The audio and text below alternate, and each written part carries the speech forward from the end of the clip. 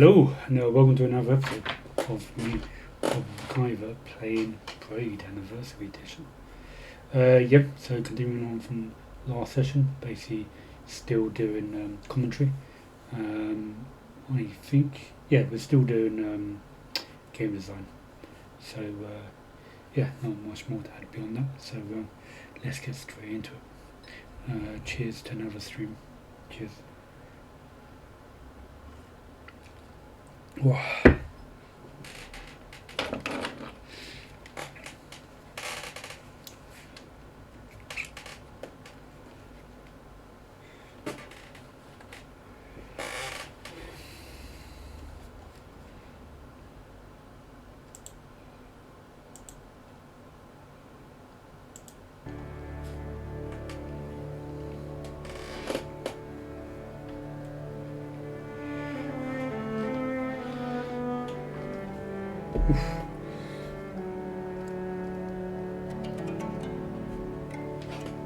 Cool.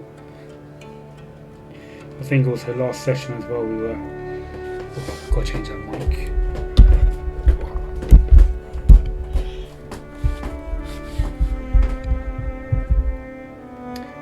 Yeah, last session testing.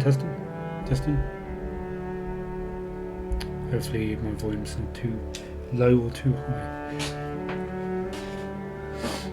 Yeah, so hello, Sassy. Last session we were doing the commentary, but he's also sprinkled some challenges, some puzzles. So I think we're currently on one of the puzzles. Had to make my way all the way to it. I think it was Brian Moriarty.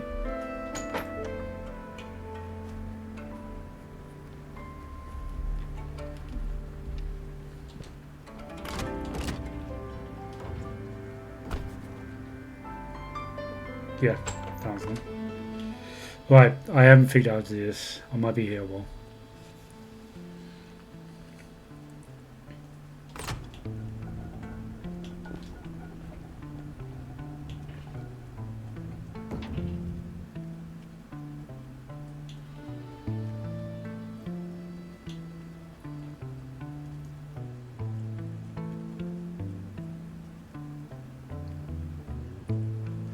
Just figuring out how to do it.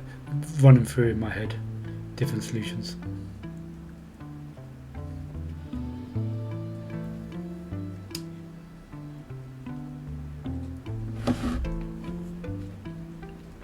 Sorry, give me a sec.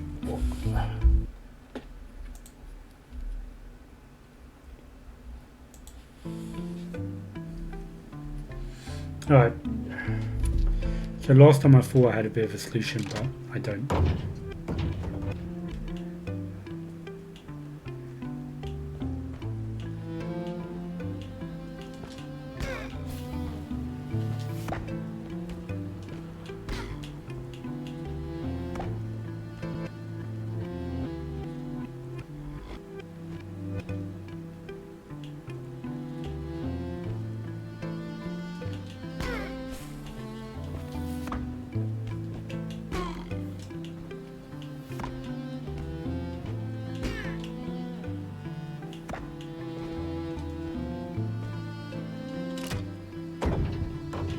I think I have a solution. Cool. Yep.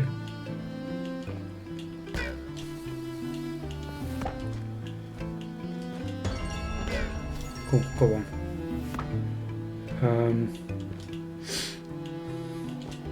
That was a lot quicker than I thought it was going to be. So can I apply the same trick on the other side?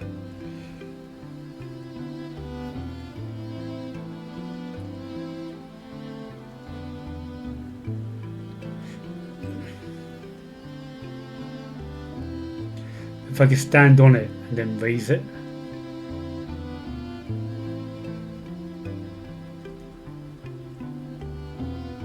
Yeah, alright, cool. I've got a crazy idea. I need to wind all the way back.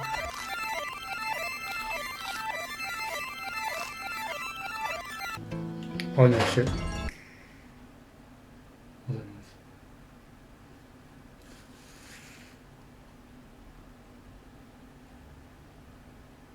Just go and check the house quickly.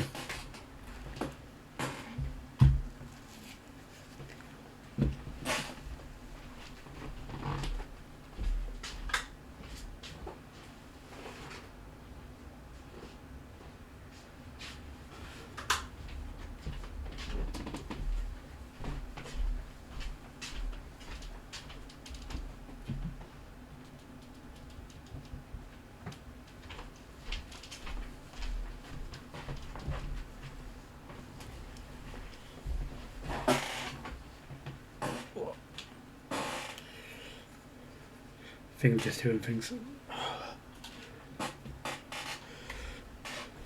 Cool.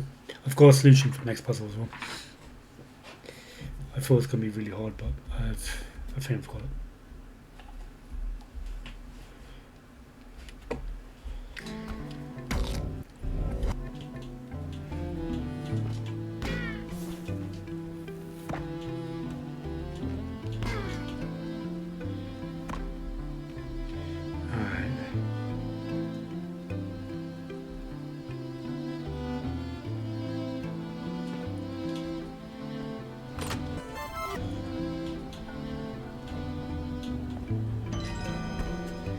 There you go. Easy. No, it wasn't easy. It was fun. It was a good level of difficulty. Last session, I absolutely had no idea what to do for that. And then coming in this time, basically, the solution just found itself, I suppose. Yeah, I want to start putting these pieces.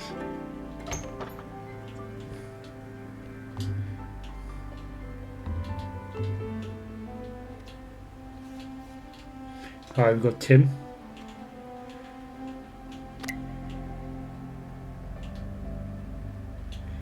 At least the lower half of Tim. Oh, this is the actual picture for the cover of the game, actually.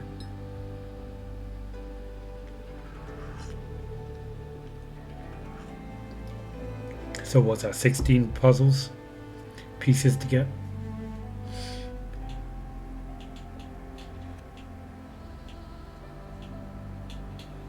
I think that goes there and that goes there.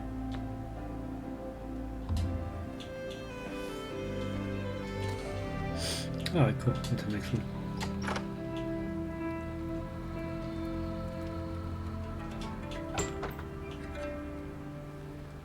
I think I did them out of order as well. I think I did the hard one first and then the easy one after. I think once you know the strategy, you could then just do it again on the second one. We haven't done any of these. The history of the boss monster. And why the boss conspicuously wears the key.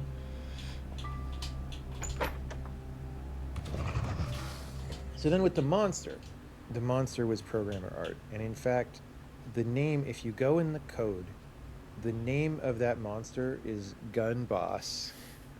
And the reason he's Gun Boss is because early on, when you're just making a game and you don't know what it is yet, you get excited about I get excited about wacky ideas like, hey, wouldn't it be funny if this game like had a big dude with a gun in it, right?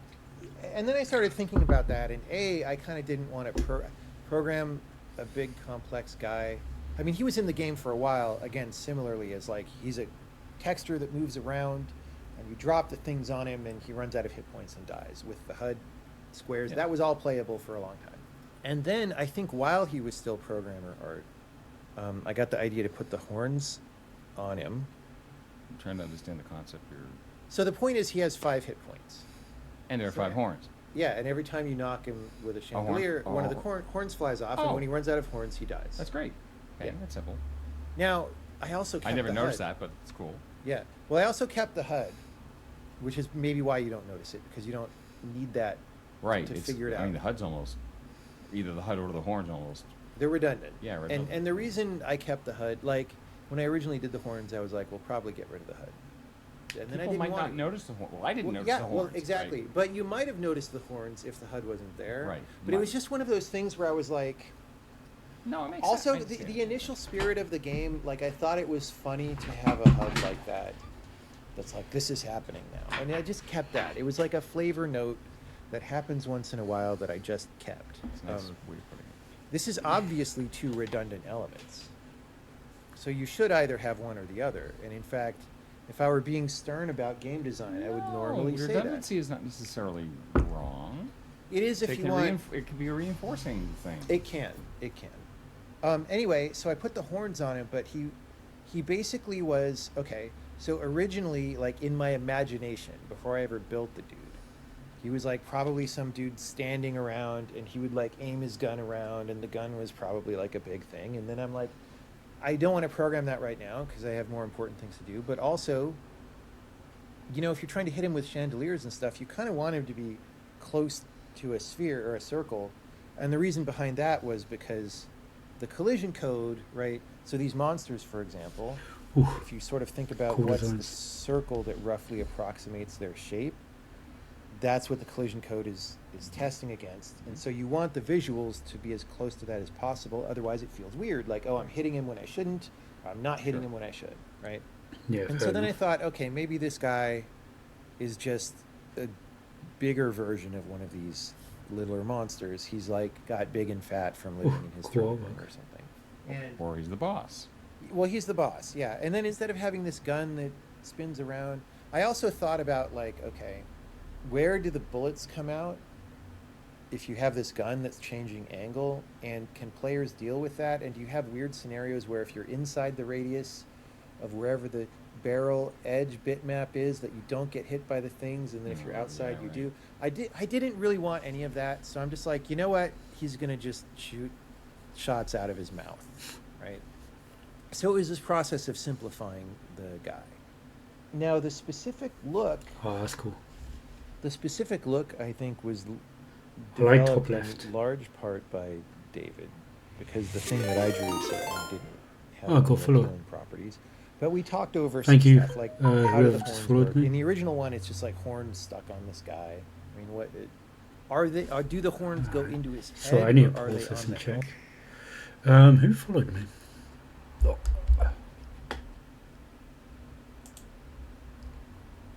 Red Jet is black. Is back. Red Jet is black. Hey man, how you doing? Yeah, I'm good. I just started up the stream, so we're playing Braids. I'm saying playing. We're kind of just listening now. We completed the game, and we're just going through the commentary. There's a lot of it. There's more commentary than there is actual gameplay. So if you want to know how to make a game, then yeah, listen on. Yeah, you're back. Cool. Thanks. I'm glad we cleared that one up.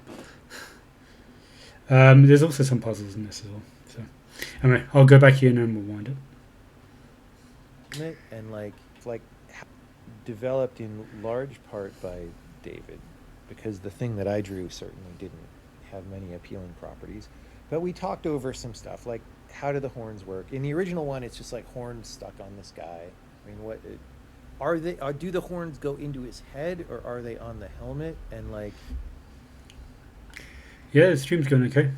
No, not much else to report really. I only just started 10 minutes ago. So there's weird consequences of thinking about that either way. You know, he's wearing armor as an indicator that, you know, he's tough, and it makes the character of the, well, you may think about who else in the game is wearing armor. Yeah. I was going to bring him up later. yeah. Yes. Others have noticed the distinct resemblance between this creature and the knight who appears in the final level. Yeah.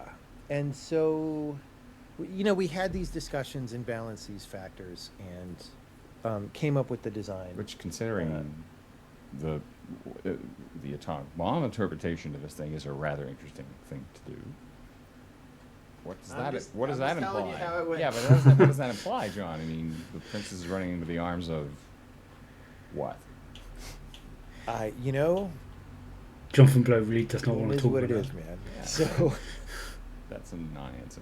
So that's okay. It's like He really wants to make it Okay. ambiguous. some the of these things subtext. don't have answers. It's something the listeners have to appreciate. They're not, there aren't answers not that I'm going to answers- verbalize.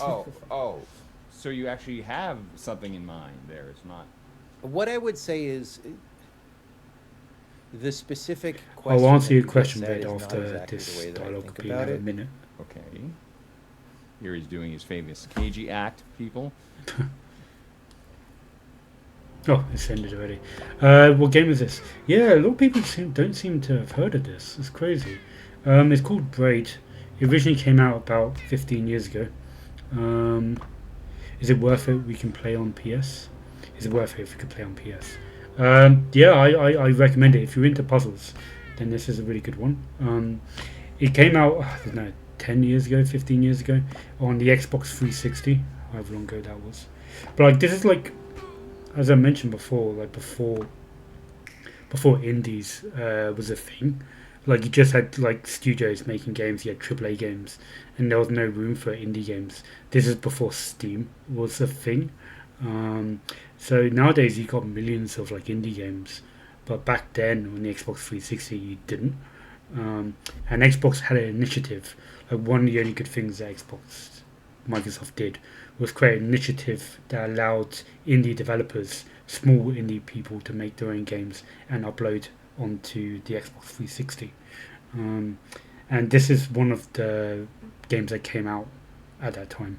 And it was like, it basically propelled the idea of making small games, and kind of, I feel like this game kind of kick-started the indie scene.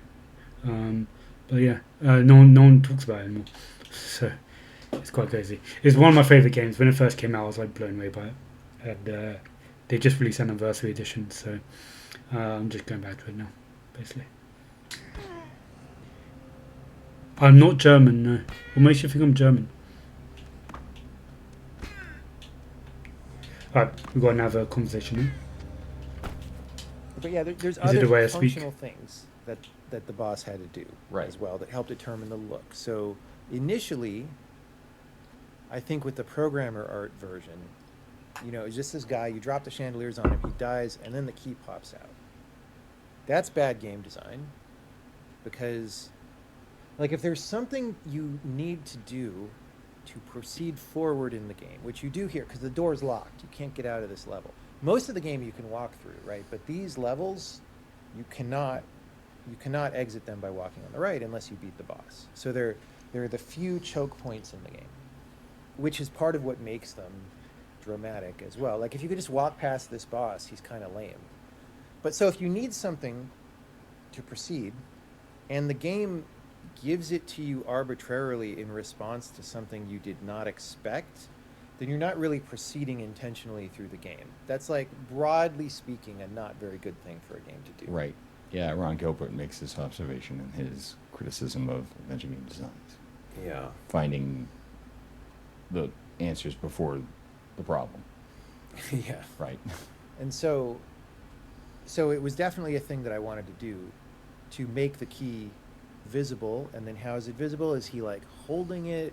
That might imply that you can go grab it from him, because you can do that with the smaller monsters, right? And so it's actually like locked via some clasp onto his armor until he gets knocked out. These were all things that we went back, like, relatively small details that nobody would notice were big parts of the conversation. That's where the difference between something fine and something ordinary happens, is in those little details. Yeah, but the problem is there's always things afterward that you look back and you're like, yeah, course. should have thought of that Why one. didn't I think? Oh, lost opportunities. It's Yeah. All my games, Loom in particular. Oh God, so many missed opportunities there that were low cost tweaks I could have made that just would have like amped it up. I mean, you see it all too late. Yeah. Because when you're in the middle of, I'm working 80-hour weeks for months. Yeah. You're not always at your best when you're. Oh, totally. Like, in the weeds, there's right? an expansive mode of mind that is conducive to that kind of noticing. Yes. And you don't get to do that when you're grinding through to-do lists all the time. You do not. It's a very different mode of operation. Now, I have a little bit of an advantage relative to what you're talking about with Loom, because, like, Sorry, Red. My I'll, games I'll just answer your take so question long. once I've finished Like listening calendar to this. time solves problems. Yeah, well, it gives you more chances to see these things. It gives right? you chances to like wake up in the morning and go, oh yeah, I know Or what have the a answer shower is. moment, right? Yeah. But I found that those, if I'm too snowed under by to-do lists, those don't happen very often. But they happen much more often when I'm not.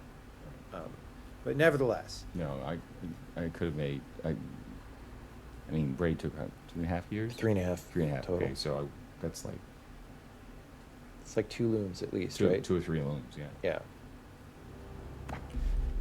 So, Red. Yeah, Indian, everywhere dominating fields. Do you love Germany? And then Discord. Do I love Germany? Yeah, Germany's cool. I've got a fair few German friends. Why'd you ask?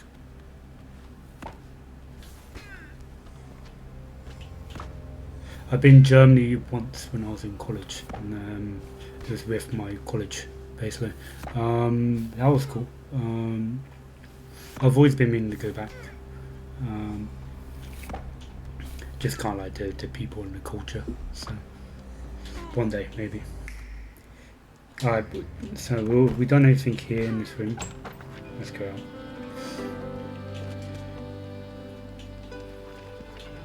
Alright, we haven't done this room. Chandeliers and entropy. Alright, Is your just quick technical did we do this one procedural already? thing? Is your method that the programmer art and the final art produced by the artist is a drop-in replacement, literally? Oh no, not at all. Oh, so it's you had to reprogram.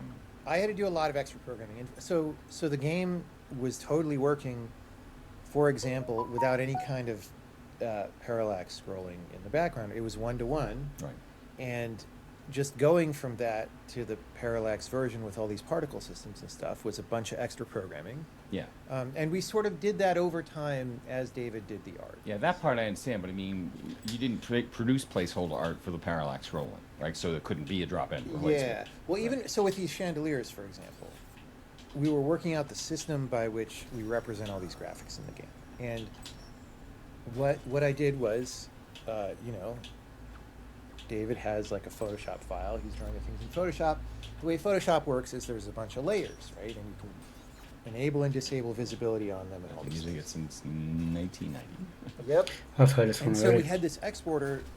So rather than exporting bitmaps to some other format, right, we have an exporter that looks at the Photoshop file, looks at the layers, right, finds the sort of the bounding box of what pixels are set in that layer, possibly chops it into smaller Alright, should we pieces, keep on with this both one? because there was a maximum texture size in those days, right, which is variable based on platform, but we could be like, well, we don't want any pieces to be bigger than 256 pixels wide or something.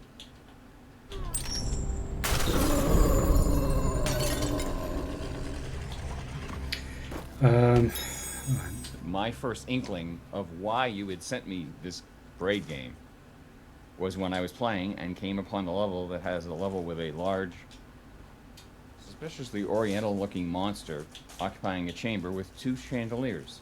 But then yesterday I you think we told had me this one that already as well. this puzzle with its 2 chandeliers and the monster was actually in the game very, very early. Yep, we It had was, this. yeah.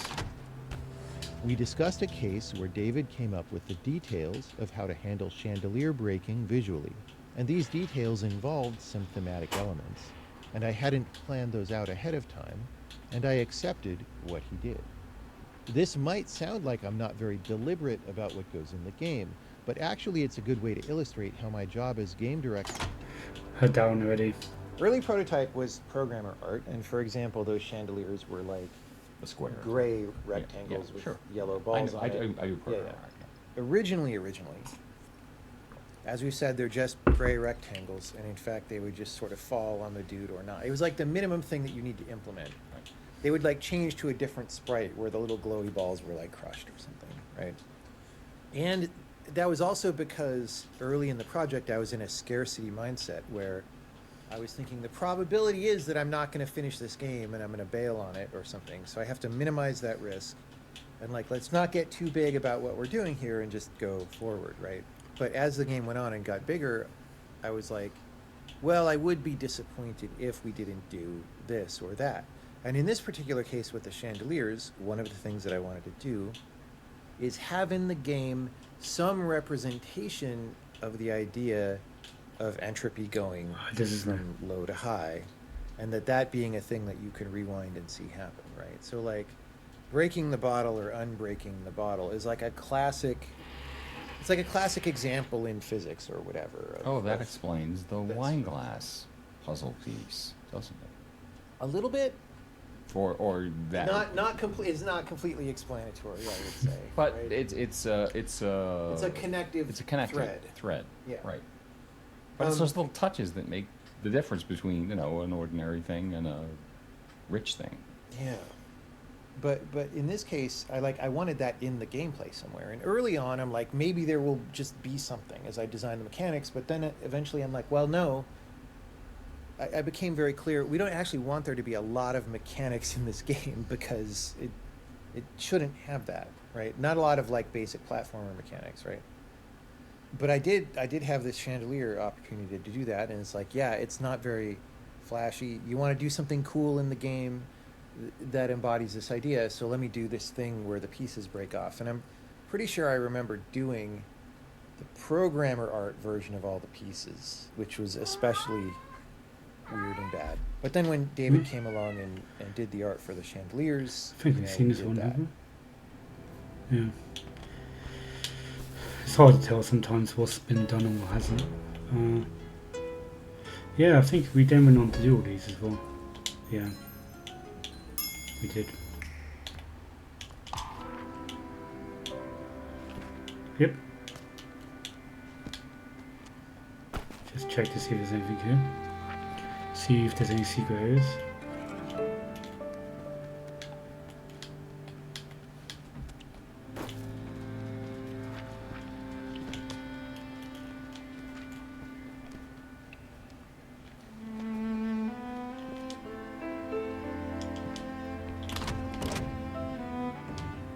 I'm liking the fact this commentary does actually have extra areas, puzzles to do. It feels like there's more secrets to unlock here, so I'm quite curious to check it all out. The original sound effects were very cheap.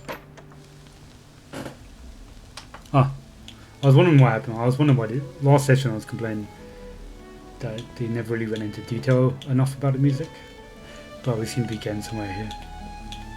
We didn't compose new songs for the new edition because I don't think it's necessary, and because it's also too big of a change. I don't want to change what the game is, but we did. It's more like we invested more into a richer soundscape. Now, the actual sound effects in the original game were literally, I bought them for 99 cents on soundrangers.com and did maybe a very small amount of audio editing. They were very utilitarian. They were relatively sparse. There weren't ambient sounds of any kind, so I was relying on the music to provide ambience, whereas you can often have both. And I just wasn't thinking that much about sound besides, I mean, I was thinking a lot about it in a certain way.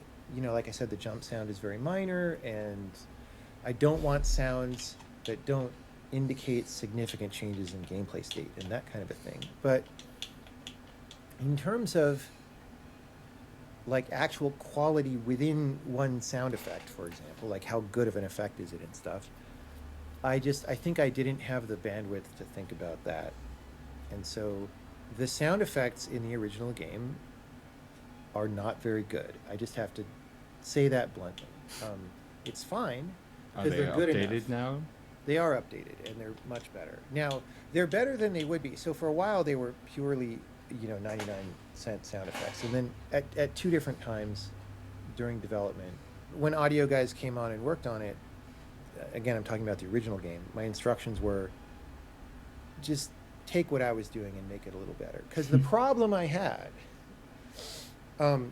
again, with multiple people, so maybe I got unlucky, or maybe this was just the times, and this was mostly by email, right? I was like, hey, I'll describe in a couple paragraphs what I want, and then regardless, everything that I got back sounded to me like a sound effect from a casual game, right?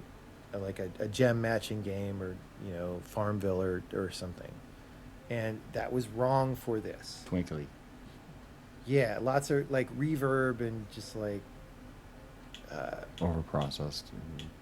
made for people with short attention spans, it seemed like, as well, right? And maybe that's what, since these games were big at the time, there were a lot of them, and so if you're an audio freelancer, maybe that's what most of the people who try to contract your services That's want. what they want, yeah. And they assume that's what you wanted. Yeah, and after some back and forth, when I'm saying no, I don't really want it to sound like a casual game, I couldn't get that. And so what I said was, here's my original sound effect. Just make it a little better, and we'll go with that. And so that's what we did. And so, I mean, when I say the sound effects are not very good, I mean in a certain dimension of sonic interest internal to the sound effect. How much information is there in the sound? Did you do any variations? A little bit, yeah, but During not as many gameplay. as you would if you had a dedicated audio person on Right. the game. Or, and stuff. or like nothing, like what you did in The Witness, for instance. Like, I think there might have been 2 jump variations or something, I mean, nowadays the new machines are capable of creating in real time all incredible variety of Oh, yeah. variety. Well, and also the audio team on the new game did a similar thing. They had more license to bring more creativity to it and revamp the sound effects, and they're Plus you all had- high quality. Plus, you now. had an audio team. Yeah, and that You didn't matters. have that before. Boom.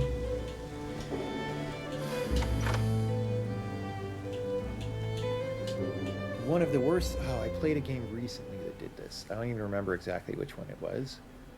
I rage quit the game because it was a puzzle game, platformer, and I was sitting there trying to solve a puzzle. And okay, one thing that platformers classically do is that the mascot or whoever has an idle animation, right? After you stand there for a while, it's a way of just having the game respond to you a little bit, making the character feel more alive.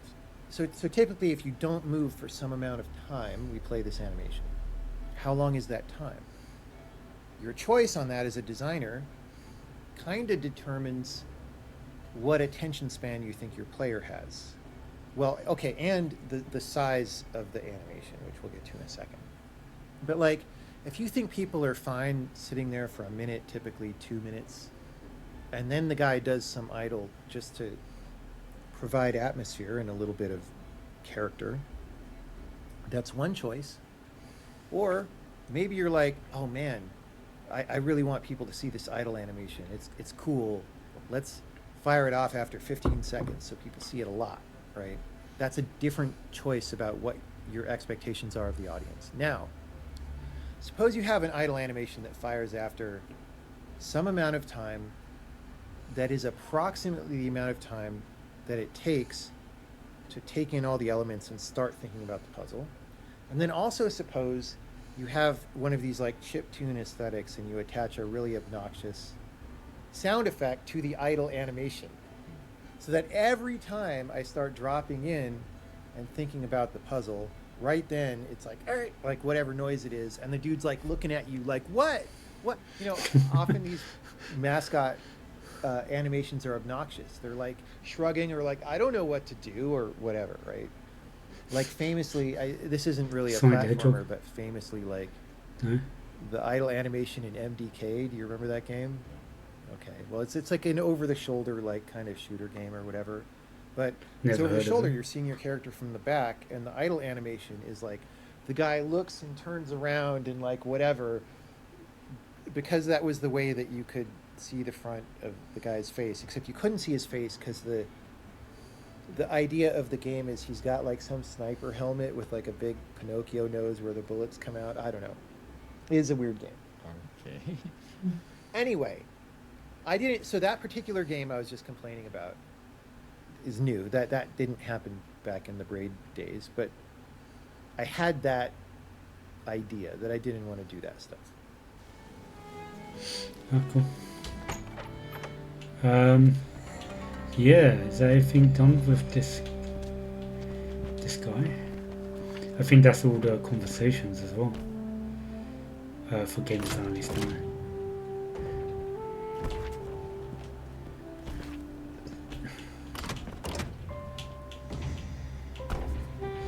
Could there be a secret ledge up here?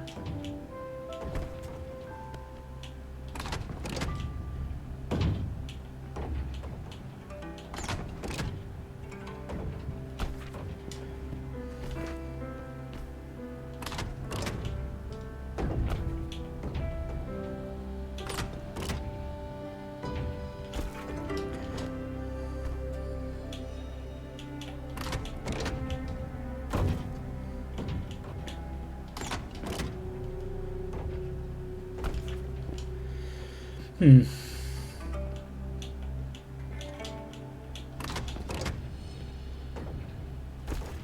Yeah, alright, I'll leave it. Right, we've done all the commentaries for design. At least conversations, we've done all the people. Right, now it's just monologues. Alright, cool.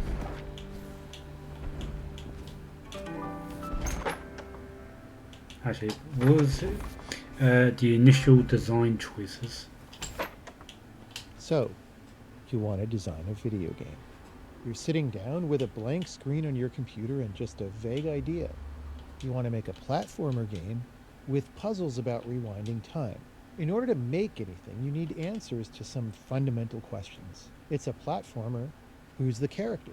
Human or some kind of animal mascot? How big is he? How fast does he move? What's the scale of the world? How big are levels horizontally and vertically? How much can you see on the screen at once? You can change your answers later, but before you can start building levels, you need an initial guess. And this initial guess is important because it determines how development is going to go. If you guess too wrong, you might never see the ideas that lead to the best version of your game because the territory you're exploring is too far from those ideas. Okay, anyway, we're making Braid. It's a puzzle platformer starring a human guy, and we want moving and jumping to feel good. What does that mean for the shape of the character? I knew based on experience playing other platformers that I wanted him to be fairly squat so that he would fit into a compact rectangle on the screen that was not too tall and thin.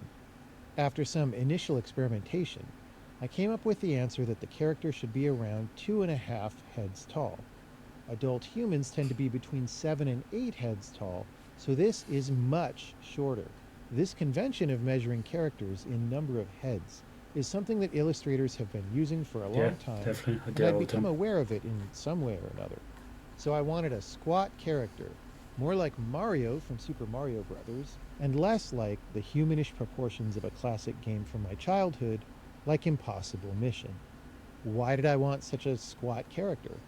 The reason is, you're trying to aim this shape through space to avoid obstacles and land on platforms and on top of moving monsters. When do you land and when do you miss? As a player, how do you aim your jump? If the character shape is too tall and thin, like adult natural human proportions, the segment between the feet is going to be narrow compared to the height of the character. And it's hard to aim this narrow segment precisely to target other objects in the game. The wider this segment is, the easier and more natural it is to hit things with it. If the character is very tall, he's going to bump his head a lot more on ceilings, which is bad. And if the baseline is pretty wide while he's tall, then he's going to take up an appreciable portion of the screen. His jump height will include so much of the screen that it limits what you can see at once, which makes puzzles harder. Also, if you're much taller than wide, it means a lot of the action of the game will involve hitting ledges from the side. But we don't want that because it's awkward in a game like this. All the important interactions in this game are vertical in nature. Did you land on top of the platform? Did you land on top of the monster? So if we make you tall and your baseline narrow, we amplify the kinds of clumsy interactions we don't want and reduce the kinds of interactions we do want. It wasn't a mistake that the characters from Donkey Kong and Mario Brothers were very squat, because the designers of those games thought about these things. We were happy to follow in this tradition because it works well. Now, what about the actual motion? How high do you jump, and how quickly do you move through the air? These are important topics, and I cover them elsewhere. Sounds cool. Fortunately, when making Braid, the important parameters about game mechanics were understood early on, and early decisions didn't have to be changed too much because they were in the right neighborhood. Cool. Have I done these two? Decided early on, Braid's a puzzle game. It's Yep. not an action game, Right. as you just said. What are puzzles like in this universe? Well, they're pretty much, it's hard to get somewhere. Mhm. And so the goal is get to that place. And the way we indicate that place is by putting a collectible there or a Right. key or something. Right. And that's how you know that you successfully got to the place. All right. Right.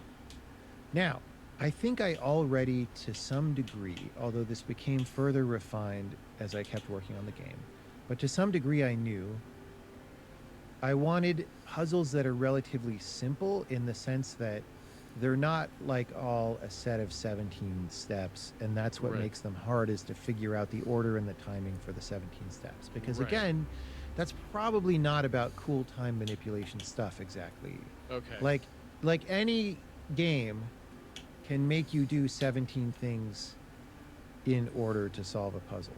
And once you've solved a couple of those, if it's only about figuring out the order and number of things to do, that just gets boring. Those situations are isomorphic to each other very quickly, right? So I had some sense that it's like I want to focus on the time stuff. And so I don't want the puzzles to be massively complicated. I want them to be as simple as I can make them while highlighting the cool thing. And again, that became more refined during development, but I believe I had that idea in the beginning. And so once you have that idea, you're like, okay, well, also, what is it about puzzles? Often they're hard, right? What makes a puzzle hard? There's kind of two classes of things. There are things that are on focus to what you're trying to achieve, and there are things that are off focus, right? Things that are on focus that make a puzzle hard is like, well, I'm not used to thinking about time behaving in this way, and there are some consequences of it that I haven't visualized yet. Right. So I'm having a hard time solving the puzzle because I don't realize that there's some effect that I can bring to bear. Right. And as a designer, you have control over like how much you hint that or whatever. Right. Right. But when people realize that, it's on topic. It's like, oh, that's what the game's about. Now I understand more about the time thing, right? Right.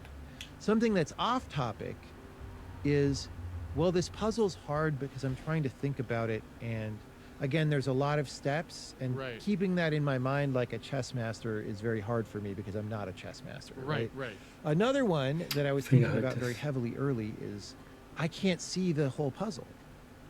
Right? Ah. There's like some stuff Yeah. off the screen to the left and to the right and up, Right. and I'm kind of trying to remember all these elements. Right. That makes a puzzle much harder than I can just look at the screen and see all the things. Right. And so early on, I had this idea that I've on heard these this. hunt levels, having a HUD like this is just the kind of weird idea that could happen when you're sitting down to make a game and don't know what it is yet. What are some fun things I could do in a game with Rewind? Well, what if there are some monsters and you have to kill all of them for some reason to unlock a gate, and then this is challenging in some way and you can rewind when you get it wrong? At the time this idea was formed, there was not that much else in the game yet, but as I continued designing, I found I was able to generate a lot of interesting situations just using the rules of time behavior with the basic objects in the game, like the monster, the claw, and so forth. And that's good, because introducing special objectives like hunt that don't have anything to do with the way time behaves is pretty messy design-wise, because why add more ideas than you need? And it dilutes the strength of the game. Because if the game is supposed to be about manipulating time, what are all these ideas that are not really about time at all? I gravitated toward the cleaner, better kind of design as I proceeded, and the game became clearly structured as a set of worlds where rules are consistent across each world. So, whereas these hunt levels seemed fine in the beginning, in the final game, they're pretty weird. If I had been exercising a great deal of design discipline, I might have removed the hunt levels completely. But I didn't, because I liked them, and I liked the little spark of random creativity that they represented. Also, the reprise of Hunt in World 4 brings an elaboration that is really unique and interesting, and is very much about the rules of time. which makes it a great contribution to the core of the game. I think it is one of the best levels in the game. If I had never come up with the World 4 hunt idea, and it had just been the World 2 version, I would have been much more likely to cut it from the game, but the full set of level and reprise was just too good. But I did take steps to further integrate the monster hunting and make it seem less arbitrary. In early versions of the game, there was just the HUD with no gate or puzzle piece, and when you hunted down all the monsters, it would just let you go to the next level. But to make the activity seem more like something happening in the world that's consistent with the rest of the game, and not just a constraint imposed by some immaterial HUD, I made a type of gate that was activated by monsters instead of keys, and the monsters are drawn on the gate too and get crossed off every time you kill them. Once this was in, it was kind of redundant to show the monster tally both on the gate and the HUD, but the gate is pretty small, so it helps to have the HUD remain as a bigger display that's easier to read. And also, yeah, I still like this idea of having a weird, quirky, mission-based HUD popping up. I didn't want to get rid of it. It was charming. Even though the gate kind of integrates the monster hunting idea with the world, from a game design standpoint, it is still weird to have a specific kind of gate that only shows up in one level. It's even weirder than having the HUD. At least the lair levels also have a HUD, but no other level in the game has a monster counting gate. If I were to redesign this level to try to be more consistent with the rest of the game, I would maybe just give each monster a key and there would be 6 gates at the top of the level and you have to open them all. They would be normal gates, not weird monster counting gates. This would avoid any necessity to have to count monsters in an artificial way, but it is likely to make the World 4 reprise messier and ruin the unrewindable key surprise in Fickle Companion, so ultimately I decided not to do this, even as a gameplay experiment in the Anniversary Edition. A multi-key version of this level would open up the question of what happens when you try to carry more than one key, which otherwise did not come up until much later in the final game. Cool. Having 6 monsters in that level, or it's just an arbitrary number. It was just the amount that felt good. Like, Who's this if person? you have 3, that's not very much. You're not really hunting that many monsters. Like, the original idea, like the trick of the level even came a little bit after the initial idea. The initial idea was just like, how do I make an interesting level where you have something to do? Okay, go squish a bunch of monsters, right? And then I was like, okay, how do I make this more challenging? Or how do I make this something less stupid than the obvious thing? And that's when I came up with the trick for the level. But yeah, why 6? I mean, there aren't a lot more than 6. Like, I'm pretty sure there's one on every platform, right? So on the bottom floor, there's one, where you come in. And then there's 2 up from that, because there's the monster that you have to keep alive. And then to the left of that, there's like just one occupying that platform. And then there's a platform above that with one that you were bumping your head with. Yeah. And then in the upper right, there's one, and then on top. So really the answer is there's one per platform. And so then the question is, could you have less than that? Like, could you have fewer platforms or something? And the answer is the minimal number of monsters to have this level exist is like 2. There's like the one that's the trick that you bounce off, and then one at the top that you have to get to, right? That's obvious though, because like there's not any other way to get up there if you don't bounce off that guy. So it's a kind of camouflage, but it's actually even a little bit different than that. There's a thing that I do a lot in the game where I lull people into doing the wrong thing by suggesting that they do something. That something that I'm suggesting is wrong. And if you're really sharp and like plugged in, you might even realize that it's wrong before you do it, but usually people don't, right? In this case, what I'm doing is suggesting that people should be stomping on monsters. Firstly, because there's a freaking HUD telling them to do that, right? Sorry, pardon And me. then secondly, because what else are you going to do if you like walk in the level and there's a ground floor with obviously nothing going on? I don't need this monster to get anywhere because there's a ladder going up, so I could just squish him, right? And you get in the mood to squish all the monsters. And so I'm sort of setting people up, right? And you need a certain number to set people up, but if there's too many, then it's too many, you know? Right. Go check this one. The idea for this level is that you need to bounce off this monster's head I in think order we've to done get this one. across this gap, but you probably killed the monster on the way up. So by the time you get to this platform here and can't figure out a way up, there is no longer a monster down there that you can see as a clue to what you should do. So the jump just seems plainly impossible. Suppose we're designing this level. How wide should we make this gap? This is an important decision with lots of nuances. Yep.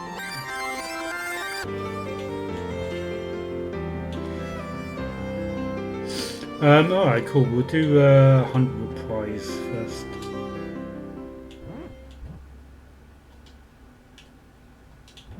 Hunt in this world. This is one of my favorite puzzles in the game. Because again, you think you know what to do, you've seen this a couple times, you know, whatever, and you bonk them, but then you start noticing that, well, of course, they get unbonked when you're heading to the left, or they don't get bonked at all, and so you're like, oh, okay, Yeah, I I have to think it's bonk one of the them best when I go puzzles, to the ain't it? right, but wait, I have to get back down there and bonk that other guy moving to the right, but now I have to get back over there, and I just unbonked that guy, and how am I ever going to do this? You know, I think this is one of the strongest combinatorial puzzles in the game, in the sense that you really have to see, I can bonk them all, but I need to do that in order in their x coordinate from left to right. Once you work that out, and you have to go to the left, but not too far left because you don't want to unbonk that guy that you just bonked. And then there's a nice little lagniappe, I think, or, you know, there's a nice little joke at the end where you think that this scheme is going to fail miserably because you think, oh, well, okay, I planned this out so beautifully, but wait, that last guy is to the right of the ladder, but then lo and behold, the gate itself is sparkly and it's open now, and it's okay that he's alive at the end. And as a little extra thing, I was just feeling neighborly toward Yeah, the trolls at I this actually point, heard of so I this. resurrected all of them before leaving the level. Okay. I just felt that was let's the do polite. that. That Let's was make the it polite happen. thing to do, you know.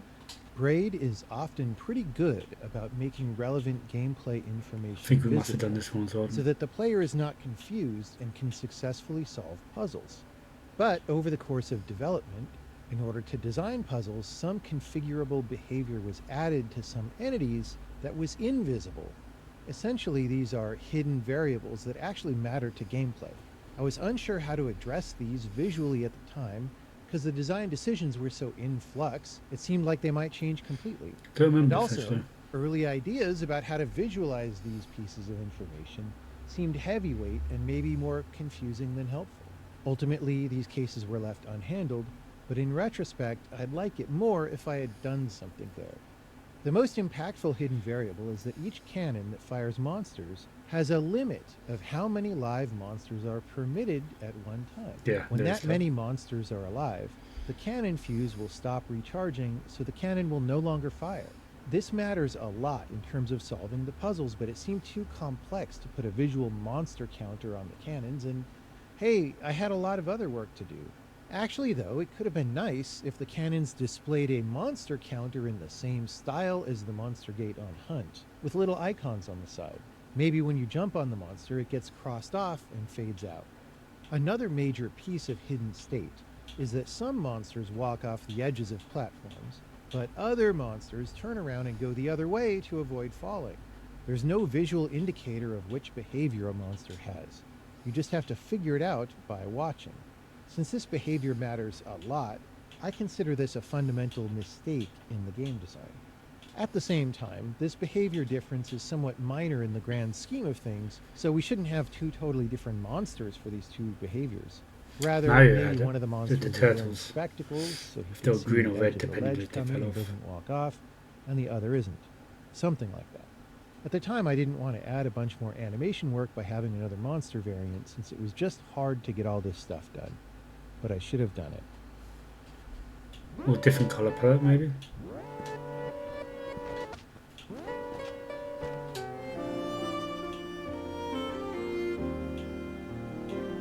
Boss HUD.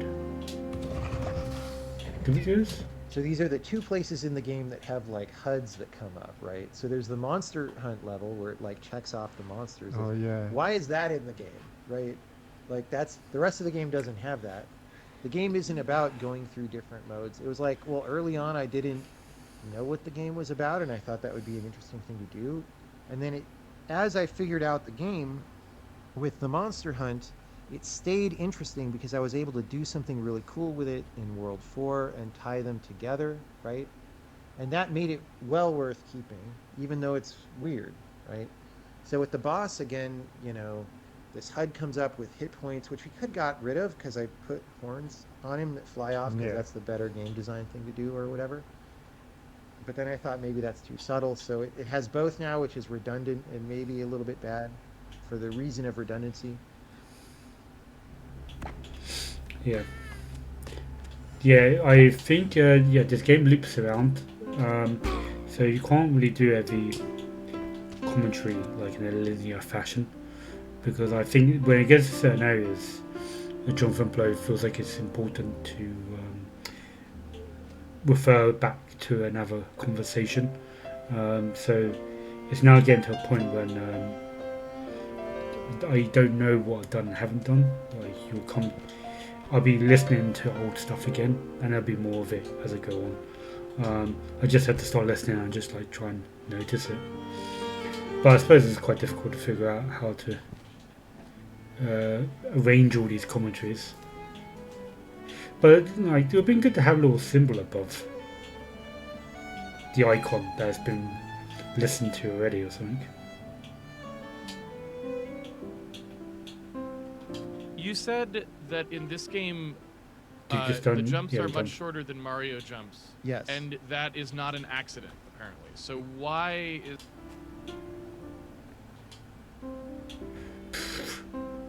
Alright, those are different to these. You said that in this game, the jump... Right, which ones did I do? Okay, we got Humble Prize up there, we got Boss HUD. Yeah. Alright, You said that in... he said in this game. And so early on, I had this idea that I wanted a puzzle to fit on a screen because that removes a lot of the screen and see all left and to the right. Another was where on and your aim about the I want that decided early on. Braid's a puzzle game. It's Yep. not an action game, Right. as you just said. What are puzzles like in this universe? Well, So these ones are actually different. You said that in this game, the jumps are much shorter than Hey, Mario Rusty jumps. Celtic. yes, And Good to that see you is again. not an accident, apparently. So why is this the case? lots of reasons. How you So been? it's over-determined, as we say, which means that even if you got rid of some of these, it would still be correct for the rest of them. Okay, so you really, really in Braid, for many reasons, want these Yes, jumps to be I will short. start listing reasons. As part of the framing, could you also say, how did this come about? Like, did you just throw in a value at first and then it got refined over time, or like is there any also like procedural aspect? Yeah. You not really remember. Well, so to lay down the ideas, Yeah. there's this initial fundamental question, Yeah, which is, how does jumping even work mechanically? yeah, Do you press the button and We just have the done jump these before. goes? right, Or do you hold the button and you like jump higher right. as long as you hold it? Which is how Super Mario Brothers works. Right. And Yeah, I wish Jonathan Blow laid this out a little easier to understand, which I haven't. Obviously, the gap needs to be wider than you can get just by jumping, because if it isn't, you can just jump across so there's no puzzle. How much wider should it be? One answer is the gap needs to be impossible. Time you get to the idea for this level is that you need to bounce off this monster's head in order to get across this gap, but you probably killed the monster on the way up, so by the time you get to Oh god. Alright. Yeah, I'm just leaving these. Right, the absence of a splash screen, and also in Sean we are orientated towards players with a healthy attitude. Braid's startup behavior was unusual at the time, and remains so even today.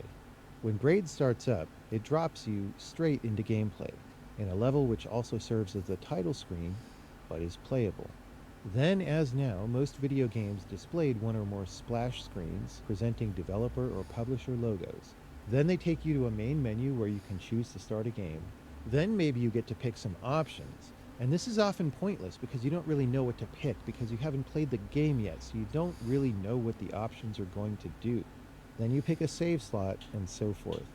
Why are you making me choose a save slot when the 3 choices are all the same because they're all empty and this is the first time I ever started the game? Someday, eventually, the game might actually let you play it. I strongly dislike splash screens because I feel they damage the posture of the game as a thing meant to give good things to the player. The reasons for this can get complicated, so here's a separate explanation over here. But just from a basic standpoint of craft, trying to make the best game I could, I found all this other game launching bureaucracy very distasteful. The annoying menus had grown over time. Arcade games of the 1980s didn't have any of this. You just put in your quarter and press start. So I wanted to do my part to push back against that trend. But also, I wanted this game to have a strong focus, to feel like a carefully crafted, harmonious work, and this meant removing complications that would dilute or occlude the main experience. I wanted people to experience the heart of the game, the best that the game really had to give, not video game-like trappings like menus and splash screens. So my plan was, when you start the game, whether on PC or console, you're just in the game right away and you can start walking around. There were some design considerations. You would need to launch into a known safe place with no timed challenges or penalties in case you launched the game and went to grab a snack. But I felt that launching to an interactive title screen, which you could play immediately, was the best. And that's how it is today. I dislike video game splash screens very strongly that have flying developer logos and whatnot, and did not want one on Braid. When you're programming the game, it's easy enough just to not add such a screen, but sometimes publishers or development partners who might port the game to other platforms expect to put their own splash screen on. So every time we signed a contract, I made sure there was a no splash screen clause in there. Why do I dislike splash screens so much? Well, when designing Braid, I was working hard to give the very best experience to the player that I could, and splash screens do the opposite. They try to extract resources from the player because they're saying, hey player, while I have you captive here, as the game starts up, I'm going to advertise to you to attempt to implant the name and logo of my company into your brain. I We disagree know what with the this. player wants to do. He just wants to play the game, but we're not letting him do that yet because our advertisement comes first, even though he already paid for the game. This starts the whole relationship on poor footing, but it's even worse because I any never attempt thought the that game makes whenever to I played approach the any game. deep themes, to attempt to do anything meaningful, is going to ring at least a little bit hollow because we made the game itself subservient to an advertisement. So the game can't really be that important. The splash screen disrespects the game that comes after it, and it disrespects video games as an art form. It says, this so-called art form is really just a vehicle for companies that want to make money. Since one of my priorities in making Braid was to show that games can be treated as an artistic medium without reservation, I was very sensitive to this kind of issue.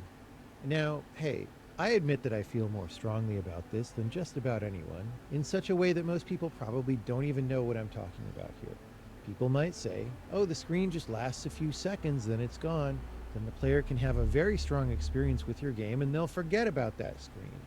Well, if it's so unimportant, why don't we just not do them? Why are publishers so insistent on putting their company logo up? Why do game engines now insist on putting their logo up? I believe that any developer who cares deeply about their game and the way the game is experienced should grate at the appearance of such a screen. But today, almost all developers put these screens on their games without even thinking. This shows how messed up our collective judgment is societally, Hey, in calm my down. opinion. Even if you don't agree with my rather strong stance on this subject, it should be clear that, at best, these screens just slow down loading and add another layer of bureaucracy before the player can get into the game. All for something that players don't even want and don't care about.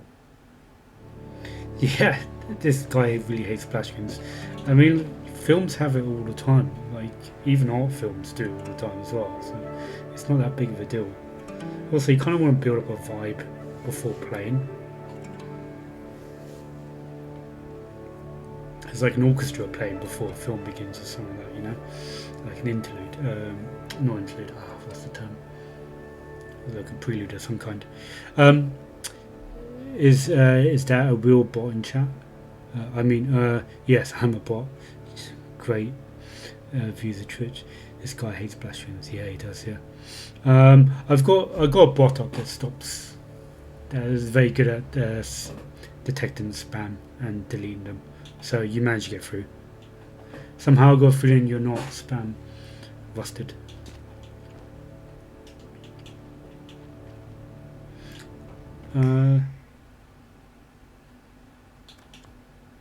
Alright, cool. Moving on.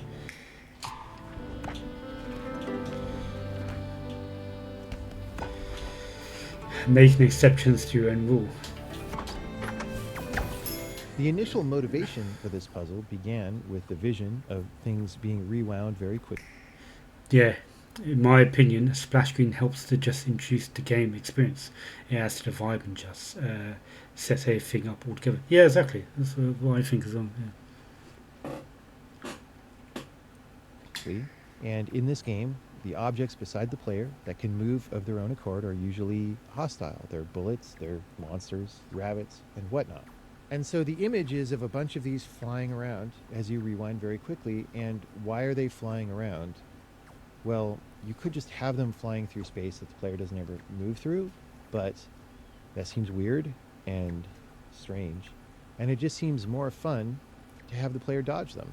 And I got to do a fun thing previously mentioned where you get to dodge things twice due to the geometry of the level. And anytime as a level designer that you get a chance to do something like that, it feels good. It feels interesting. And so I felt that in this particular case, it was okay to do what was mostly an action puzzle, but at the same time, I tuned it so that it was not super hard, right? It's certainly not the only exception as well.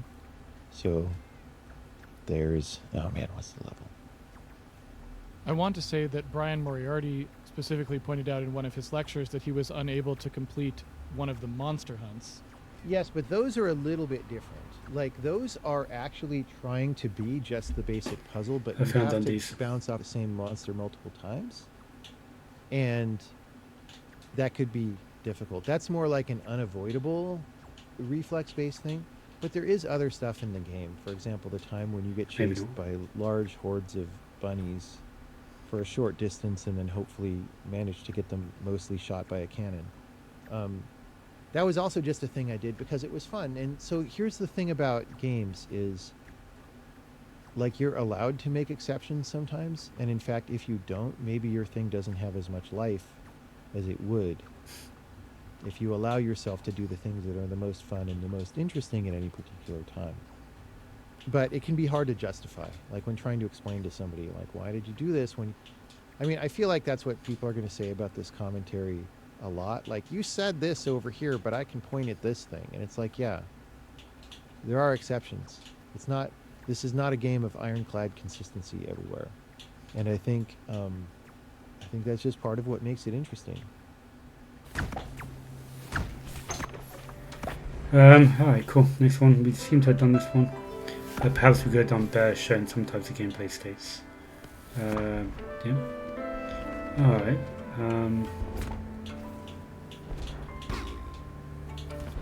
Cool. Got a bit of puzzle on the go.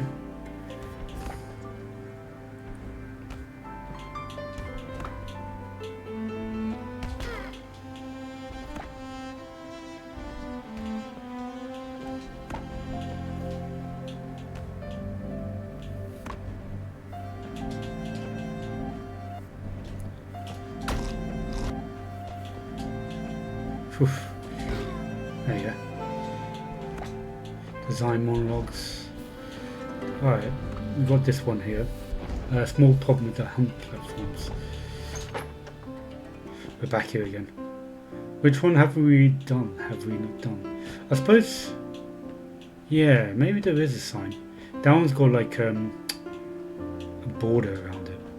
So by the time you get to this platform here and can't figure out a way up, there is no longer a monster down there that you can see as a clue to what you should do. You probably killed the monster on the way. The idea for this level is that you need to bounce off this monster's head in order to get across this gap. Pure skill, You yeah, you know, probably man. killed the monster on the way up, so by the time you get to this platform here and can't figure out a way up, there is no longer a monster down there that you can see as a clue to I what think you I've done should this do. one already, but So it's the hard jump to tell. just seems plainly impossible.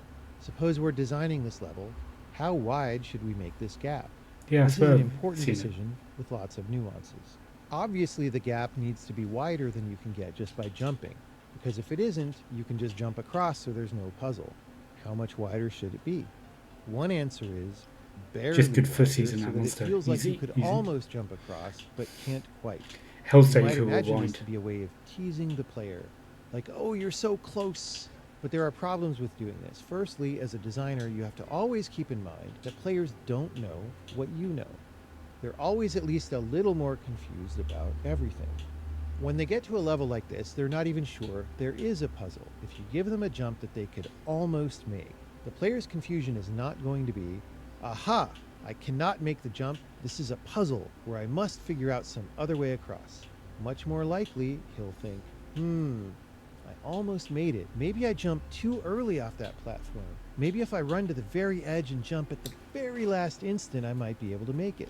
And then this doesn't work, but the player knows his timing might still have been off, and this is an earlier level in the game, so he isn't super familiar with the timings and distances yet. So he'll try again and again, and maybe each try will take longer than you want, because even though rewind is in the game, it is quite common for people missing this jump to run all the way back to the left, climb the ladder, run to the right, and try again, because they aren't used to using rewind to correct non-deadly mistakes. So there would be some tedious attempts, and then the player is getting frustrated before starting to take seriously that there may be some other way to do it, and this starts things off on the wrong foot emotionally. Instead of a narrow gap, you might get the player knows he just isn't going to jump repeatedly that we just described. But maybe too much certainty is bad. Yeah, There's I, not I a whole think lot we've you can done do it. in I'm leaving it.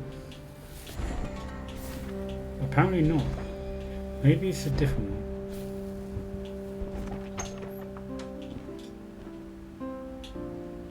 There's not a whole lot you can do in this game, so maybe we'll see the problem earlier to get Zach and give up, because failure here looks up since the right end of running and jumping, and tedious use of rewind to try again and again. And is this really what the game is about?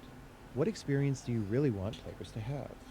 At the start of development, I didn't have a clear picture Is of there all much this, left? but There's as a I lot worked left, on mate. levels, I formulated clearly the idea that I want puzzles to be solvable mainly by understanding the core idea, with execution being relatively easy once you had that idea. And once you have the idea, you should know that the idea is right and not be confused about it. This is easier said than done. Because the game is based on action mechanics, sometimes it is hard to tune things to meet this ideal. But I tried, and this puzzle is one example. I sized this platform wide enough that you clearly can't make it in one jump, but close enough that very sloppy execution of a monster bounce is good enough. But this gap being on the shorter side of the spectrum between the two possibilities, I do think sometimes players jump repeatedly to try and cross it because it is not so wide as to dispel all doubt immediately. So maybe it should have been a little bit wider. Still, the book's still green, so maybe it's another. I swear I don't do this. If you bounce off this monster's head, starting from Maybe I somewhere haven't done on this its one. own platform, it seems almost like you can reach the platform on the upper right where you're trying to get. Tim's arm gets to about the middle of that platform. Yeah, I think this is new. As far as I'm concerned, that's a bit too close, and I'd like a way to fix that. We might try to move the platform you're standing on further left, but we can't because you'd have to move it so far that the actual good jump that solves the puzzle becomes impossible or nearly so. You might notice that the third floor of this puzzle is quite expansive compared to the first and second floors, and say, hey, why didn't you just move the third floor upward a bit, shrinking the height of that level and expanding the height of the second floor so the place you're trying to get is clearly too high. But the problem with that is, in the natural process of solving the puzzle, the player will kill the first 3 monsters and keep trying to jump off the 4th one to cross the gap, and I wanted the player to feel like he has plenty of room to jump around, not bumping his head on the ceiling all the time, because that would make the experience of trying to solve this puzzle more frustrating. Being physically blocked all the time or bumped around when things are already going badly can be mildly rage-inducing. That said, the ceiling right above the gap is a bit lower than the ceiling to its left in order to provide wider puzzle tolerances to make it more obvious that this is not the right solution. So the player does bump his head here, just not very much, and hopefully not in a frustrating way. The top row also needs space because you want enough room for the player to jump and not leave the top of the screen. And the HUD is up there, and it gets awkward if the HUD is covering your gameplay. We could have added more space and caused the screen to scroll vertically, but this level is just much better when you can see the whole thing at once. So, even though I was not happy with how high the player can bounce from this monster, I didn't see any solution that wasn't worse than the problem, so I left it as is. Rusted, have you ever played Undertale or Deltarune? Because the guy who made those games, what's his name? Toby Fox. I think he announced he's releasing the new chapter this year, so I'm going to start playing that again. So I was thinking about what to do after the stream. I had the Talos Principle as an idea of what to do next. I have, and I love them. I'm so excited for it. Yes, one of us.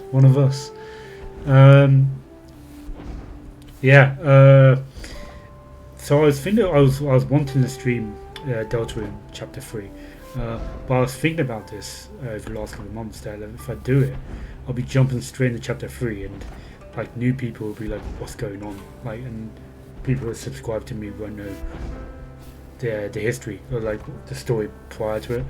So I feel like I have to actually play it again from the beginning. So I'm thinking about fast forwarding that and bring that forward. Have you done 1 and 2? Yeah, have you? Or like the day of release. Fucking love it, man. It's like one of my favourite games. So yeah, I'm gonna go play that after this. Once I've done all the commentary. Once I figured out where all the commentary is, and once I figured out if I've done it or not. But yeah, that's gonna be my next game. This level has nice partial solvability, and this level was messy. This puzzle is a very clear example of partial solvability, which is nice because it gives players the... Nah, I didn't do Snowgrave. It's like with Undertale, I didn't do the genocide route. I'll keep my saves pure. So hint that they're on the right track. It is not too hard to get a monster past the first 2 claws just by walking right to left down here in the bottom.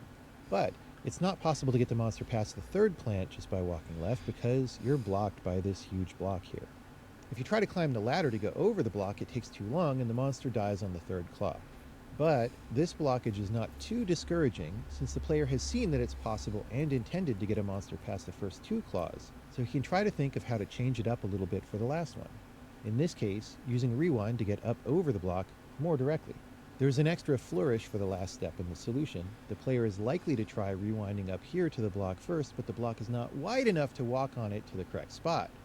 So either the player has to jump across the ladder to the left of the block, which is a little bit funny, or else he can realize that where he really wants to be, ultimately, is on the platform above yeah, that's the good. block. That's good So little you can design. go there first, then jump down, then rewind back up to it. By the time the player gets to this point, he knows he's hot on the trail to fully solving the puzzle, so he's probably in a good mood.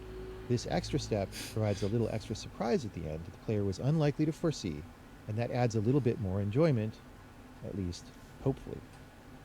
Yeah, I like that puzzle. Oh. And this one was bad, did he say? The core idea of this puzzle is as follows. You need to bounce off the monster, thus killing it to get to the right-hand side where the key is. But only that monster can get the key out. So you have to find a way to resurrect the monster, which can only happen by traveling to the left, and then you have to get back across to the right in a new way that doesn't kill him. This idea is structurally parallel with the puzzle on the left. In that one, you have to reverse direction in a weird way above a switch to reset it. In this one, you have to reverse direction above a monster to reset it.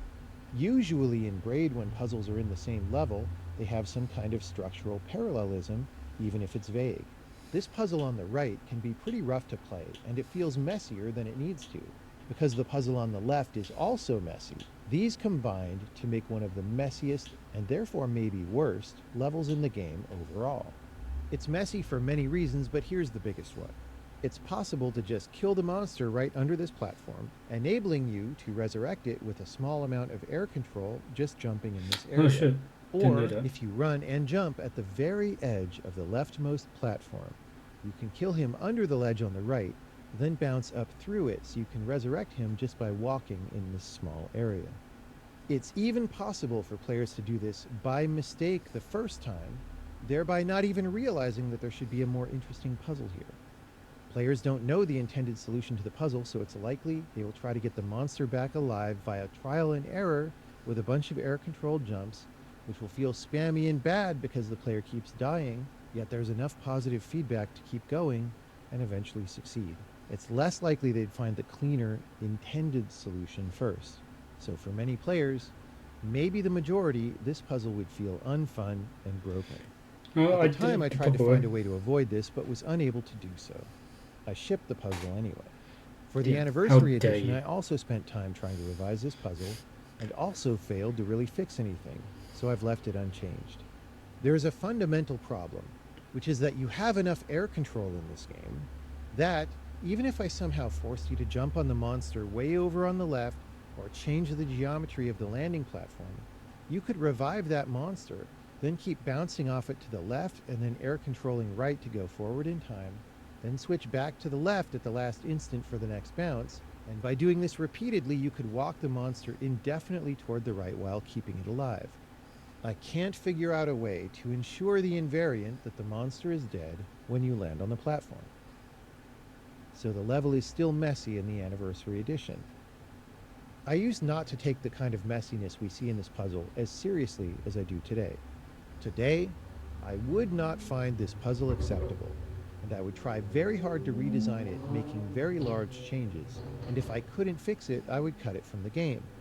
Puzzles can really sing when they are simple and when they are clean, and now I aim for that whenever possible, in part because I know what to look for now that I have more experience. I've said many negative things about this level, but there are some good things about it. I like the weird feeling when you're running around to the right, chasing the newly freed key that you still can't reach. I like that after resurrecting the monster to get the key, you end up killing the monster again to climb up to the puzzle piece. I like that just walking toward the exit door from the beginning, you see the monster go into the tunnel not far from the key, and you see that if you could only continue rightward, he would get that key, but you're blocked here by this wall. The room up here with the puzzle piece makes a good excuse to have a higher platform from which to jump to the left. This nub on the left looks kind of like a wall, or just a stopper to help bound the area, but at the same time it's obviously a flat area you can jump on, so this part of the solution feels completely fair.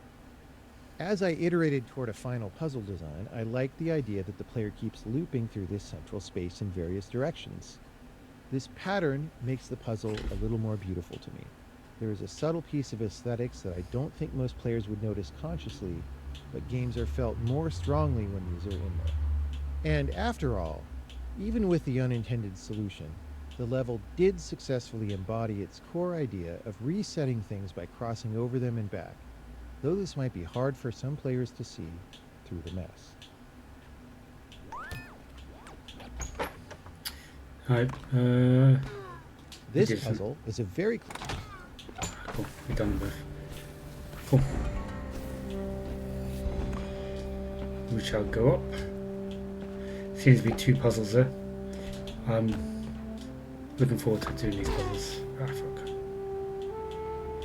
Hopefully they involve the same mechanic. Fuck.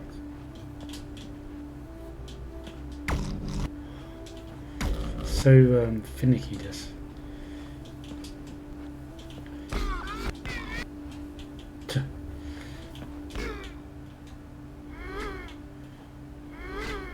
Cool.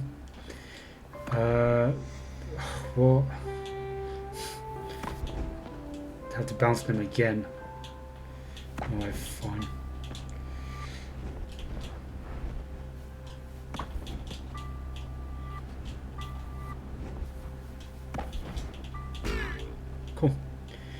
Right, we've got 2 puzzles. Let's do it. YTP era comedy. Year 2P. What does YTP mean? To play era comedy. YouTube play. Okay, you guys help me out here. What does YTP stand for? Alright, cool.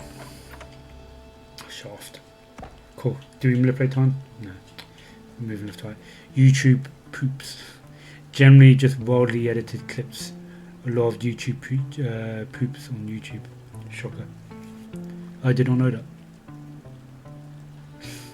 It's like the vocab of like the young generation. I'm just like too old to understand.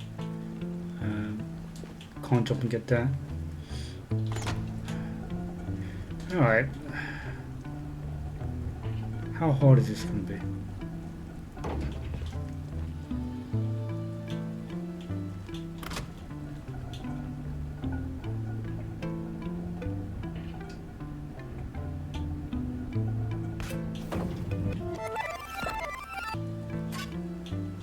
Oh, motherfucker.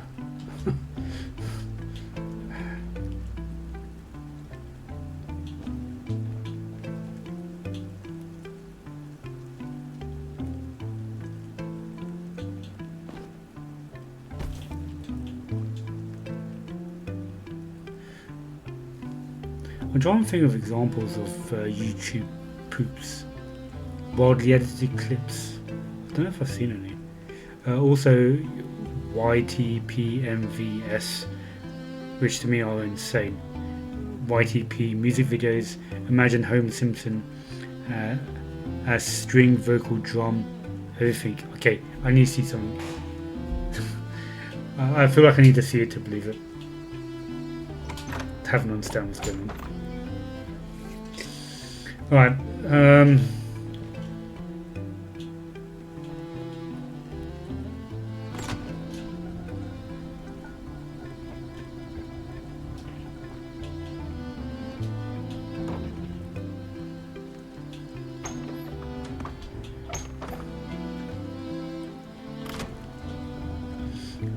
Alright, well, there's not much in the way of options. I could pull these switches once. It said lifts can go up and down once.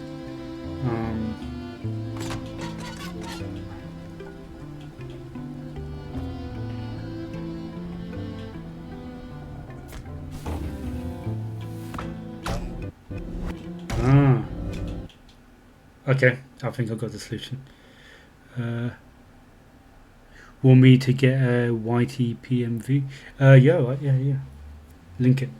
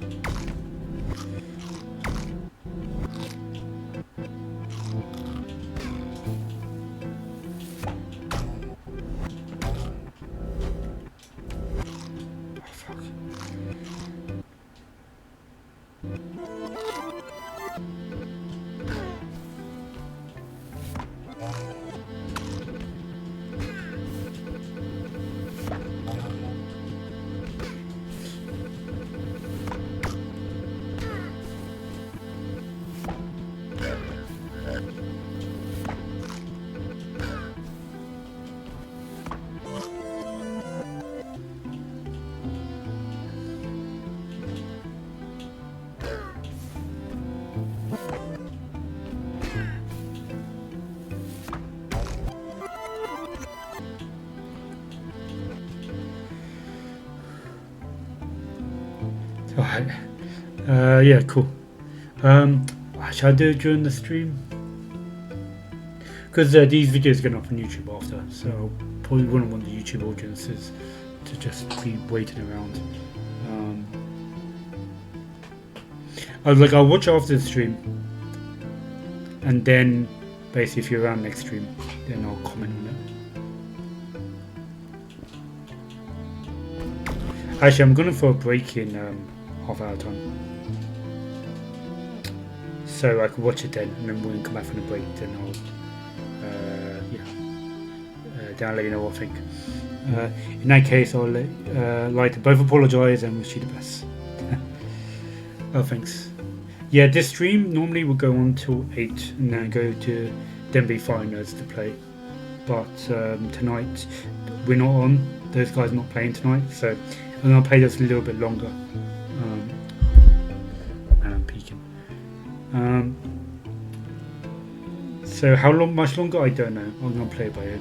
Probably another half hour up until like 8:30 or something, or maybe 9. But yeah, I'll have a break in half hour and then I'll watch the video then.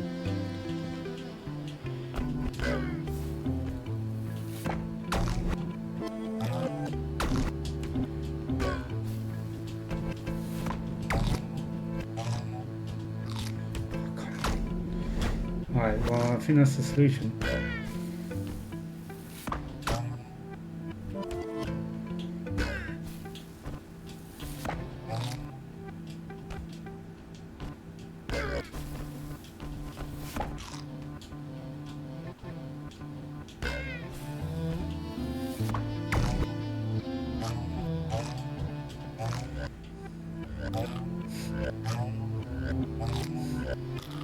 No! Motherfucker. This is... I get it. I've solved it. But it's the execution that's annoying.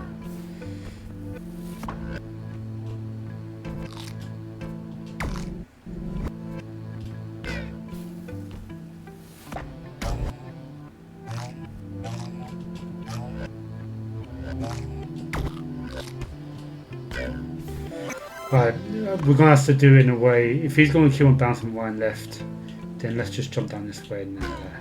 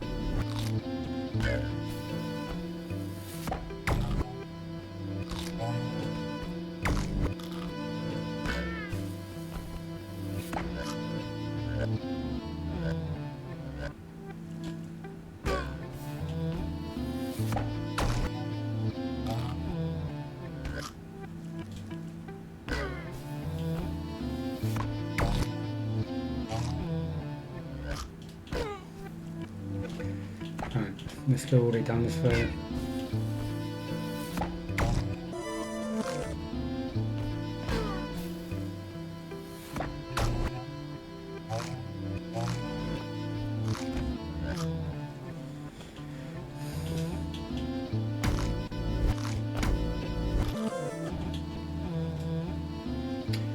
I suppose I gotta do that pause thing.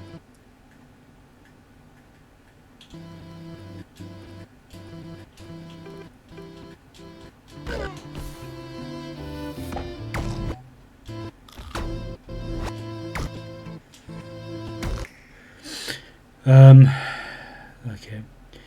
This puzzle is very execution heavy, huh? You got this. Yeah, it is, surprisingly.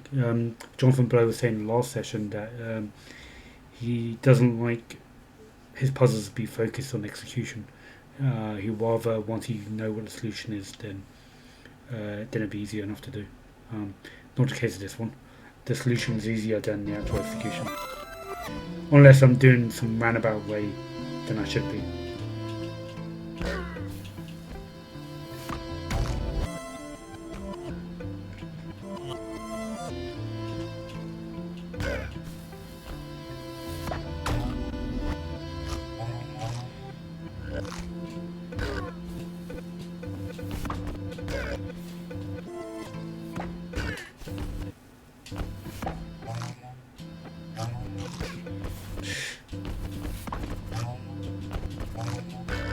No.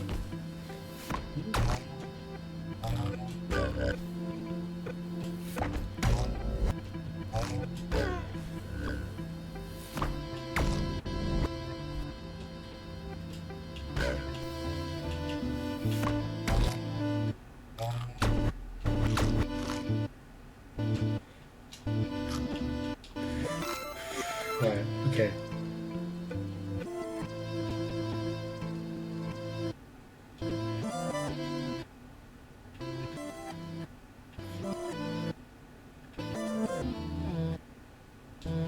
Oh.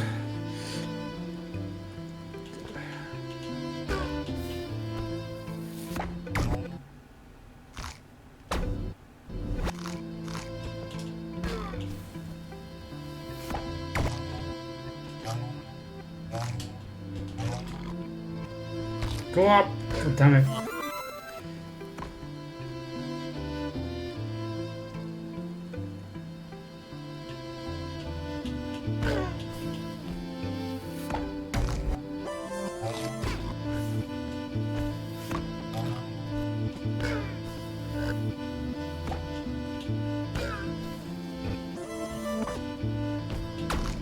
Alright. Alright, let's get this straight. We get that long jump down there, but I do the bounce, so let's rewind beyond the bounce.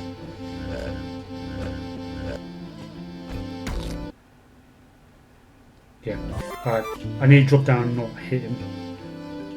So I'll be able to rewind properly. Cool.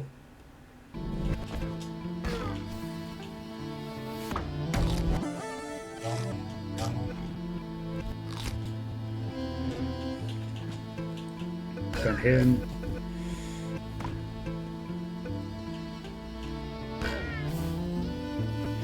No, we'll avoid hitting.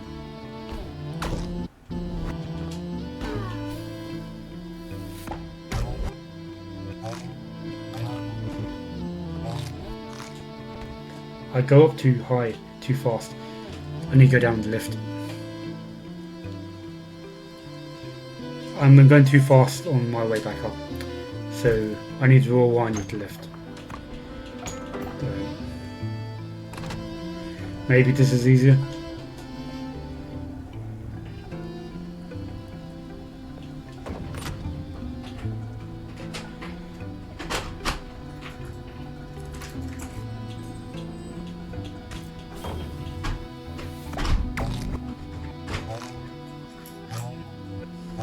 Oh yes, this is how you do it.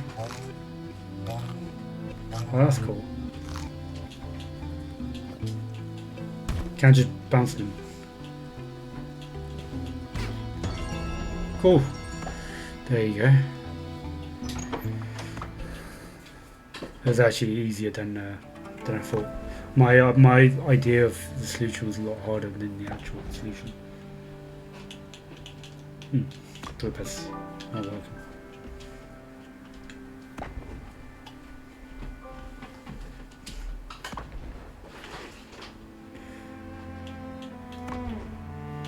Yep. Haft. Heft. Alright. Cool. I think I got an idea for the solution of this.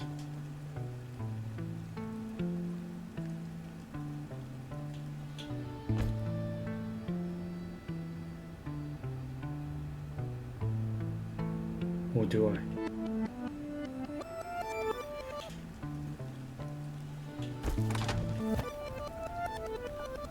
Yeah, I don't.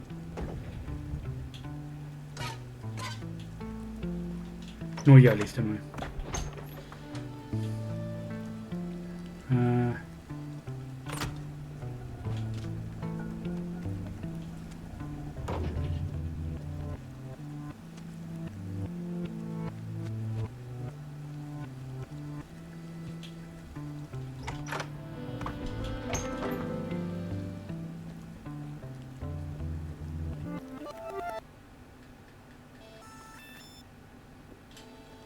Yeah.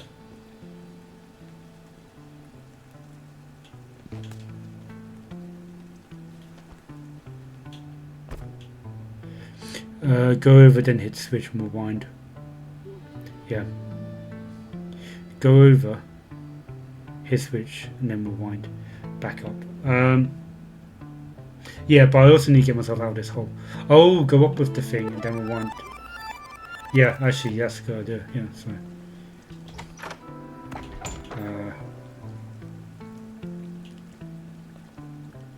Wait, what? Uh,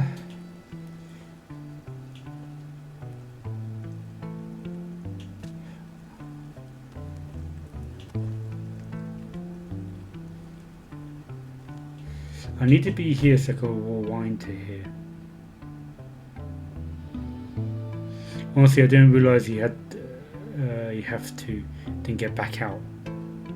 Yeah, this game's full of these like moments where you think, oh yeah, this is obviously the solution, and then it's like it's a bit of a mindfuck when you're not only trying to figure out a puzzle, but like in your mind's eye trying to figure out how to do everything reversed, and then playing with time backwards and forwards.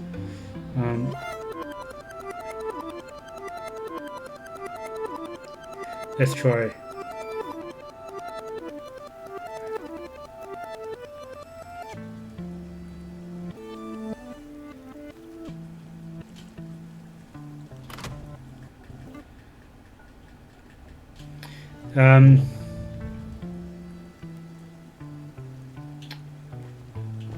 I was open the fast forward feature to make it push me all the way back forward, but I can't do that if I pull the switch. So I might have to pull the switch first.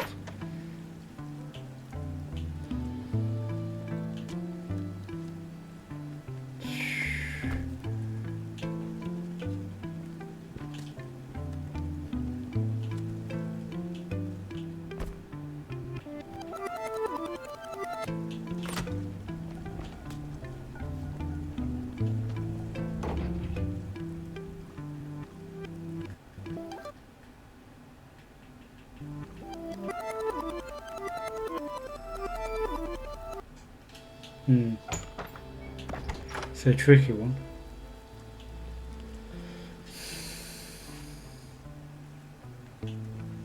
So I'm kind of stopped doing what I want to do.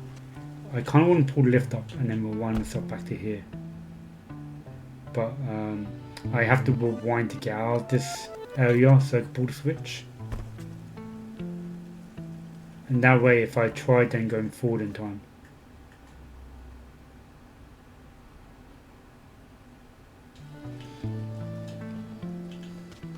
it won't work if I pull the switch.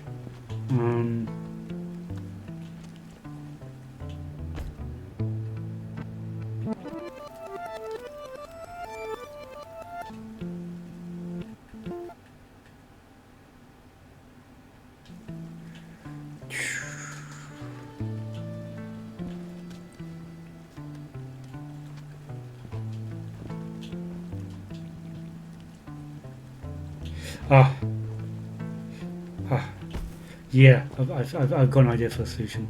It's a mad one. As I was thinking, like the other room has the solution to the other room, right, was to freeze time.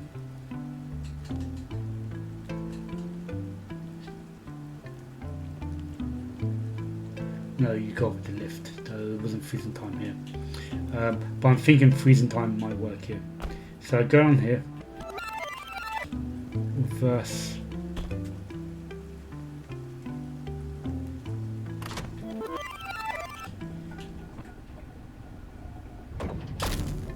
Yeah, right. That's it. You freeze yourself in time just quick enough so you go, lift goes through you and above you.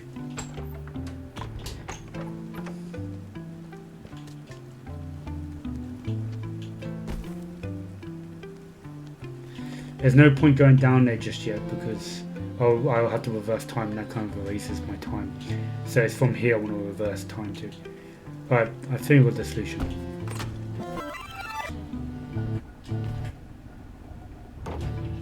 I'm dead.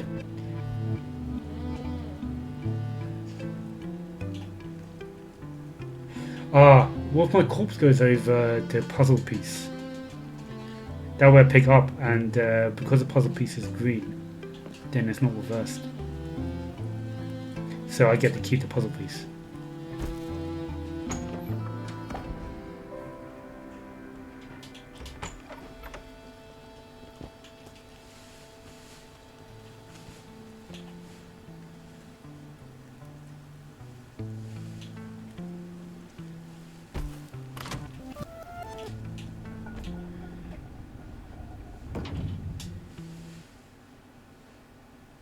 Nope, I'll fall straight down. Oh, I'll come back alive. Quality. Hey!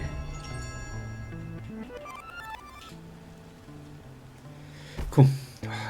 That was a bit of a fiend of a puzzle, wasn't it? Cool. Bring on the puzzles. How long? How I thought about the music for the house level. Whew. What area is this? I don't even know how to pronounce that name. Braid starts up directly to this screen, and the music for this level is the first thing that players hear. I think of this opening as one of the signature moments of the game, but it's pretty different from what I originally imagined. From the start of development, I had a picture of the mood and feel I wanted the game to have that was contrary to what most games had done. Platformer games of that time were, in general, produced as commercial products with a certain kind of polish that made them feel professional, corporate, not personal, not weird. But I wanted this game to be unrestrained emotionally, heartfelt, not composed, not protecting itself, not polished in a corporate video game way. I wanted to imbue these properties into the game design, the visuals, the writing, and of course the music. My favorite band at the time was a group from Australia called the Dirty Three, who I knew about because Warren Ellis had played with Nick Cave and the Bad Seeds, and I really liked the Bad Seeds and had gone through that process where you get excited and search out all the related bands that all the Bad Seeds were in and listen to whatever you can get your hands on. My favorite Dirty Three album was called Horse Stories, and that album embodied many qualities that I wanted this game to have. I especially liked the way Warren's violin was expressive and unrestrained, completely unconcerned with precise form or coloring within the lines. In addition to being the guitarist, Mick Turner also painted most of the band's album covers, and this style of painting also served as an example of the kind of fluidity I wanted in the art style. Though the final style of Braid does not look much like Mick's art, it was still a big inspiration when it came to my part of the art process, directing the game, choosing mood and general principles. So the picture I had was of an opening scene with striking visuals, with my favorite Dirty Three song, Horse, playing in the background. And while I was working on the game, Horse was indeed the music on this level for a while. Here's an excerpt so you can get a feel for it.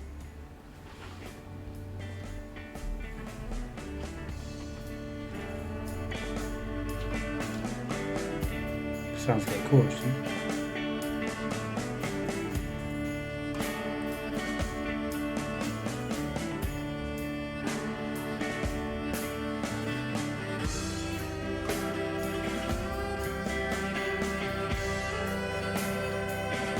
It'd been really weird to have this song in the main game. I'm glad he changed it. Still good song. But I had doubts that I would ever be able to license a real song from a real band. How much it would cost, the legalities around it, what it might mean for the game's ability to last a long time. Even if I could afford a license, since it would have to be renewed periodically, that renewal could be denied at any time in the future, at which point the game would have to change or be removed from distribution. If I had to change the music, this could be costly, and if I couldn't afford that cost, I might have to take the game down anyway. And if I could afford it, changing the music might damage the feel of the game substantially. When you work so hard to make sure so many elements are put together just right, being forced to arbitrarily change one of those elements later is pretty terrible. Licensing music under these traditional terms feels like installing a ticking time bomb into the art that you're sweating so hard to make. I really didn't want to do that. Scouting around the internet, there was lots of music with perpetual licenses, but it was mostly low. Very quickly going to interject. I think this is on previous streams when it's uploaded to YouTube. It mutes out around here for about 10 minutes. Hopefully it won't be the case, but as soon as this one's done,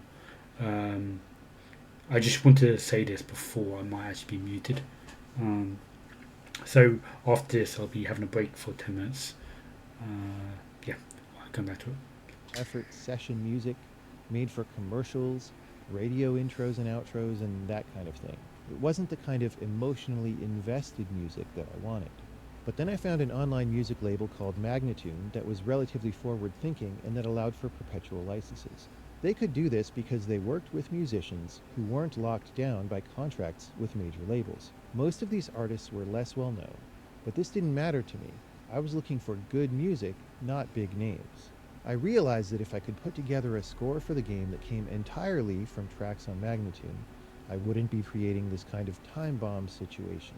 The Dirty Three were not represented on Magnatune, but I was finding reasons not to be so fixated on that song Horse in the first place.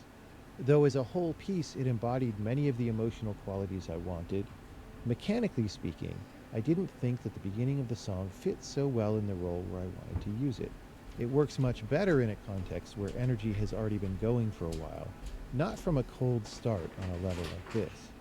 So I dug around Magnatune for something that started slow, that started quietly, and I found Jamie Sieber's song May Nam, which I thought May was Nam. amazing and perfect for the game, Yeah, it's good. even though it was nothing like Horse.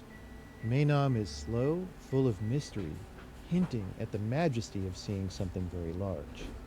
And for simple interactivity reasons, it probably works better than Horse would have. Since this house level serves as a nexus that you might walk into and out of frequently, a song that starts very slowly is probably a good idea because it results in a less jarring change to mood. It feels less like it's coming out of nowhere and less cut off when you leave it. The mood of May Nam then helped us steer the art direction for the scene, and the end result was what you have today. Many years later, and knowing what I know today, it's clear that it may have been quite possible to call up the Dirty Three and talk to them directly to see if such a licensing agreement was possible. But I never even tried. I was just discouraged by the whole landscape around music. Cool. This reminds me of what happened to Crazy Taxi at AGDQ. It's been completely disallowed due to music within the game. It's a shame because the game is so cool and vibrant. Recently the game had a run feature at AGDQ with a live cover band for the whole soundtrack. They even stopped and started mid-song like they were real quality. A great speedrun to watch. Oh, cool. I didn't know Crazy Taxi had a speedrun, let alone music wasn't used for it. That's cool. Yeah, thanks for the fun fact. Alright, cool. I'm going on a break for 10 minutes and I'll be back. So see you guys in 10 minutes. And also, Rusted, I'll use that time to check out that YouTube video you mentioned. Alright, cool. See you in a bit.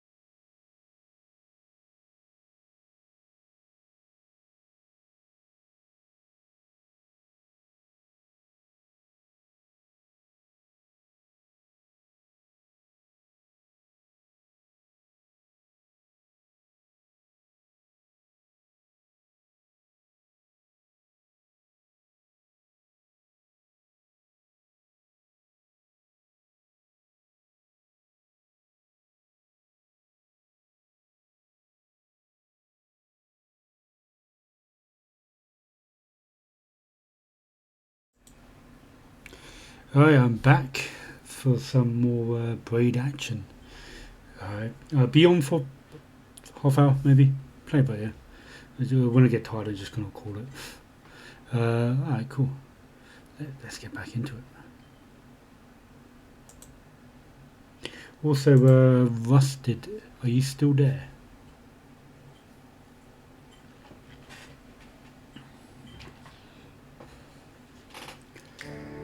You got some explaining to do.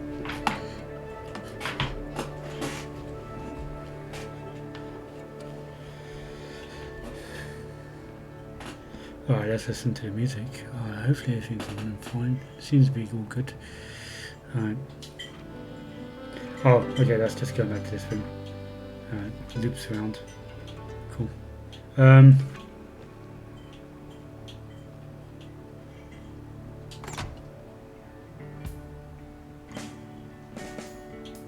Oh, no, it's not.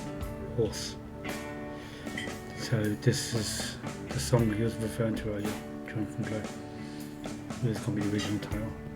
It's cool that we got to see the top half of it here actually, of the map. Let's drop down. So let's find secrets.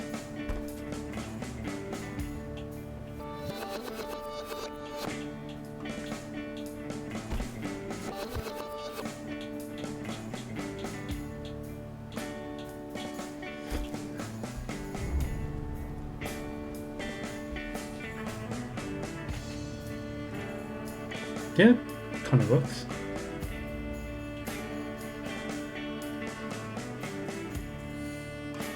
It feels weird it not being the original song actually.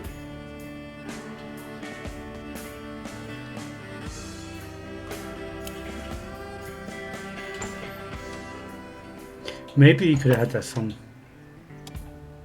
Oh, there's always that song. Maybe Jonathan Blow should have had this music for the logo at the beginning of the game. Like prior to the screen, you should have a massive logo, Jonathan Blow, with this song playing. We should suggest that to him. He might really like that idea. Alright, let's do this.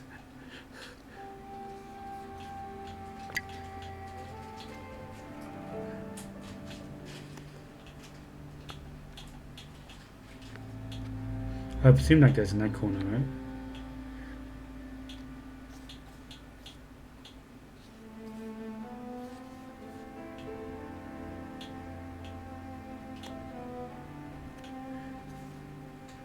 Could very well be any corner. Is there any matches? I suppose it could be here. No, it can't. It's not that corner.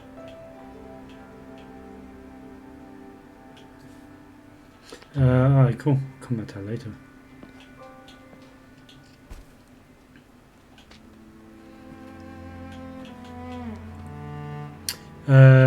Right, cool. Stored in design. And we're still on monologue.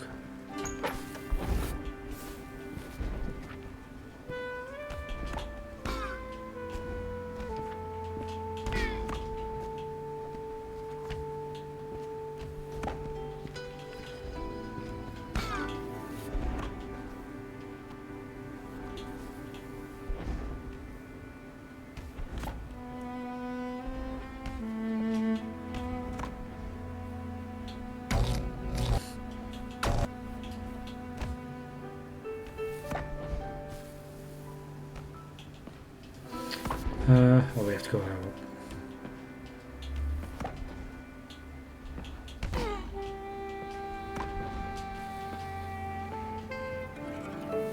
Have to go higher up again.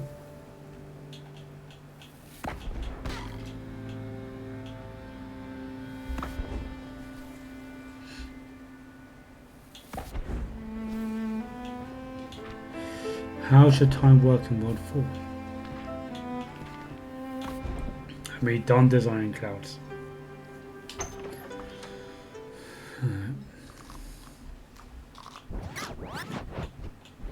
Suppose we're early in the design process and we're deciding how exactly time should work in this world. What happens if you're standing still on a moving object like a cloud? should time go forward or not? You're not moving of your own accord, so maybe time should not pass. But you are standing on a cloud that has a forward speed, and that would be carrying you forward, causing you to move. So maybe time should pass at the same rate as it would if you were walking at the speed of the cloud. But if what causes time to pass is your actual change in position and you are not moving yourself, then even though the cloud has some speed, it has no time for that speed to turn into a change in position, which is what would move your body. So maybe time should not pass. How do we decide? We started with the idea time moves when you move. But now that we are looking at specific cases, we have to zoom in and really decide the details. Yep, it's done. We did do this one before, didn't we? This is common in experimental game design. A big part of designing the game is making decisions about how things act at a fundamental level. Well, let's Doing listen this to it well again. is just an art in of its case I- own, so it's hard to explain how to do it generally. Each case is a bit different, and the various minute details of your particular case, leaning this way and that, weighted more or less heavily depending on what you value, determine the proper outcome. That's one reason why I wanted to provide so much detail in this commentary. The specific details are custom to Braid itself, but perhaps some players can see how we practice the art of decision making beneath all the details and can take what they want of that philosophy and apply it toward their own pursuits. Anyway, what players see in a game are the concrete events that occur over time, and as a game designer, you are in some way designing those events. But you're doing it indirectly by designing the rules that give rise to the events and environments in which those rules act. What's important is the way those rules interact with player inputs to make interesting situations. To determine whether a rule is good, you look at the potential consequences of that rule in terms of the resulting events that occur during gameplay and try to predict what happens. Or, when appropriate, actually implement the rule and see what actually happens. But we all have way too much work to do and can't implement everything, so at least some initial ground has to be covered solely in the designer's mind, judging ahead of time which rules are good. Then we can explore the most promising of these by implementing them. But even after you have many years of experience, predicting consequences could be pretty hard. A significant part of the beauty in the art of game design comes from surprise. Good rule Trial sets and error. generate surprise, both for the player and also for you, the designer. They give you more out than you put in. This means that the best rules can't be accurately judged in advance of being implemented. If you knew everything about them, they wouldn't be able to give you more back out than you put in. And that means that you're not tapping into the deep well of surprise that the universe makes available. So, making good decisions about the nuances of rules is greatly facilitated if you can perform actual experiments and see what surprises happen by programming a primitive version of the idea and playing around with it. In this case, whether time should pass when you are standing on a cloud, after some thought and some experimentation, I decided that time should only pass in response to direct player input. The time can be amplified by riding on a cloud or other platform, but no time will pass unless your character initiates the move. Why did I choose this? Firstly, when you're just walking on solid ground, everything is still unless you move. With the visuals and the audio, this creates the impression of a world that is frozen, but that reacts to your slightest move, and this impression is very strong. Since Braid is about different worlds, where each world has its own character, we don't want to weaken this character. Turning off the primary feature of the world as soon as you stand on a cloud or platform seems like a bad choice. It would weaken the impression of that world relative to the others. Although, maybe not too badly, since most of the time you're probably not riding on things. With the current rule set, when standing on a platform, you have 3 choices with respect to speed. Time paused, time going backward, time going forward. The relative speed of backward and forwardness can be controlled by setting the speed of the platform.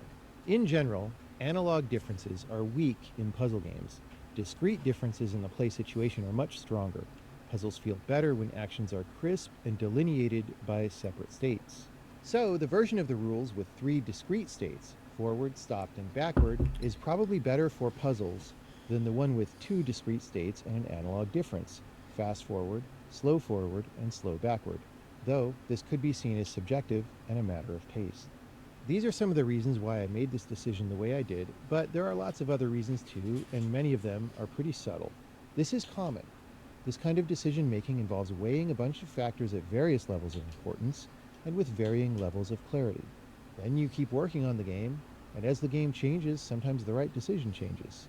You keep doing this until you get something you're happy with, or as close to happy as was possible at the time. Cool. Take a look at cloud design. I think we've done this already. Yeah, you're back, Rusted. So how's the video? Yeah, you got some explaining to do. What did I just watch? It was good to use the music from Deltarune.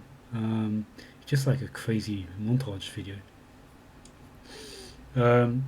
Yeah, I can't really express how I feel about that. It was funky, but I don't understand the reason behind it. Haha, yeah, it really is, you know. Yeah. Yep, that was great. Is there many of these videos? Is this like a thing that people have been doing? Is it like TikTok shorts and stuff? But I've got a Queens on my head though, like Deltarune. The music is so good in that. I'm kind of hyped to play the game now just by hearing that music. Also, nice reference, not reference, nice like sample of "Gotta Give You Up." Was that it? Rick Ashley. It's too funny. Right, cool. Let's get out of it. Right, let's follow the clouds. We might as well go do the above ones since we're up here.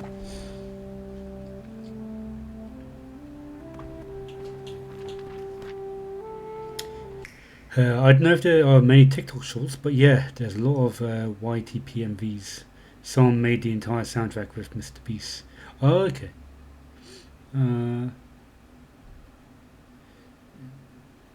Made the entire soundtrack with Mr. Beast. So what do you call all the songs from Deltarune? Yeah. And what Mr. Beast did, what? He actually edited the videos? Or there's clips of Mr. Beast in there? Alright, cool. Oh, Mr. Beast as an example. Oh, okay, cool. Yeah, I'll check them out. I'll go see what the cool kids are doing, or the young kids in general. The sounds when you pick up puzzle pieces and nuances of gauging puzzle difficulty. There's something about the sound effects when you pick up puzzle pieces that many people probably don't notice. There are different sound effects for different puzzle pieces. Games of Braid's era, like many games today, would play a condescending sound when you get to a collectible that says something like, "Hey, congratulations, you should feel really good about what you just did. You solved a puzzle. Good job." I hold great disdain for games that give you big ego-inflated Jonathan Blair doesn't like fireworks fun. shows just for finishing simple tutorial levels, so I didn't want the puzzle pieces to be anything like that. But there should be a sound that is significant because success should be acknowledged, and the collection of a puzzle piece is an important change in gameplay state. For a long time, I felt that I wanted the attitude of the sound effect to be kind of neutral, acknowledging that you did something that you could consider pretty good and it's probably significant, but not blowing it out of proportion or trying to stroke your ego. Things that are simple should be treated like they're simple, and things that are complex should be treated like they're complex. During the last year of development, in keeping with the theme that arose with the flags and with the ending of the game, it occurred to me that more ambiguity could be added into these puzzle piece sounds. They can indicate that you're making progress, but maybe that progress is not so positive. So I asked Harry Mack, who was working on sounds at the time, to come up with something reminiscent of happy casual game sound effects, but that felt uneasy and foreboding. There are 6 different effects because if I don't want to be like a condescending game, I want the magnitude of the sound effect to match the magnitude of the achievement. It's very easy to get the puzzle pieces in the beginning, so they should not have big sound effects. But puzzles that took a great deal of effort to get should not have tiny sound effects. I decided to break the sounds into 6 difficulty levels. I judged the difficulty of each puzzle piece and assigned the appropriate effect. Here are the 6 puzzle piece sound effects. Cool. I didn't know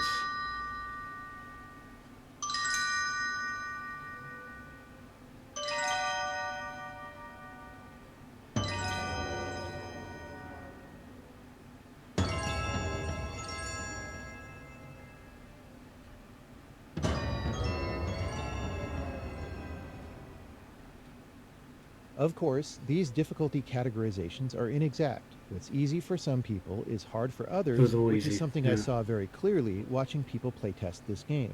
So I don't take these difficulty ratings too seriously. I know what YTPMVS is, to be honest, but I'm glad they do. It's always so weird finding the samples they use. 6 years ago, there was a craze for making ones with HHG Greg. HH Greg? God, I love the internet. Pure dopamine in 6 arcs. Is the dopamine in reference to the music here, the sound effects here? Yeah, it looks like there's a lot more stuff we need to find on the internet. We'll have to go back. Maybe we can use these 6 sound effects and create our own YYTV. What do you call them? Again, it pronounced the YTP. And maybe have Jonathan Blow commentary and have like clips of this game and these sound effects. We could create our own one. Let's try some. What's easy for some people is hard for others, which is something I saw very clearly watching people playtest this game. So I don't take these difficulty ratings too seriously. Trivial or difficult. I mean, sure, it's obvious to say like, yeah, this is trivial because you could just use spacebar, hop over. Sure, yeah, get at the it very and- beginning it's obvious. Yeah. But you mean for later puzzles? Hmm. It depends. Some things are easier to judge and some things are harder to judge. So for example, we had this thing where we were talking about the last level in World 3, which has all these convoluted pathways and you have to figure out all the timings and all the things and dodge all the monsters. So that's automatically not easy because you have to do a lot of stuff just to get the thing. And then in addition to that, there's also stuff to figure out. So that is pretty clearly in the hard category. But some puzzles, you know, especially things toward the middle, some people find really easy and other people find hard. And it doesn't even necessarily correlate to anything. Like one person might find puzzle A easy and B hard, and another person might find puzzle A hard and B easy, right? But you could still sort of attempt in your mind to statistically weight that. Well, that's probably still harder than an easy puzzle. And if it's very hard for some people, maybe it should just be categorized as very hard, and then people who got it easier can feel better about themselves. Sort of the exemplar of that kind of thing that could be very easy or very hard for different people is the kind of puzzle where there's not much to do, but you just have to realize something that the game doesn't hint at very much. So for example, what I think of as the hardest puzzle in the game is this thing where you have to do like a really high jump. We talked about it in other commentary. And there's really not very many steps. There's like 2 steps to the puzzle. So it's not hard that way. But it is very hard for most people to figure out what to do. Some people maybe got it relatively quickly. I don't know. It depends on whether they thought about the key idea for the level, right? And I like that kind of puzzle. That's the kind of puzzle that's about epiphany, which happened a little bit in Braid and a lot more in The Witness. And I really like that kind of sudden realization puzzle. But the thing is, those often can be pretty hard. Did you change anything after seeing playtesters go through it? Yeah, I mean, I talk about this elsewhere, so I won't go into too much detail, but the one main thing that I changed from playtesting, there were a couple, actually. So there was a thing with a bunch of platforms, like World 2 in general, used to be a lot harder because I was like, well, you have rewind, and so it's like about trying not to die and stuff. And just by watching people play it, I was like, yeah, this really isn't that fun. Like anyone can make something really hard, so it's not that fun. So I narrowed down the number of places in which it's hard and got rid of some stuff that was kind of funny. The other one major thing that I changed was a mistake. And it was,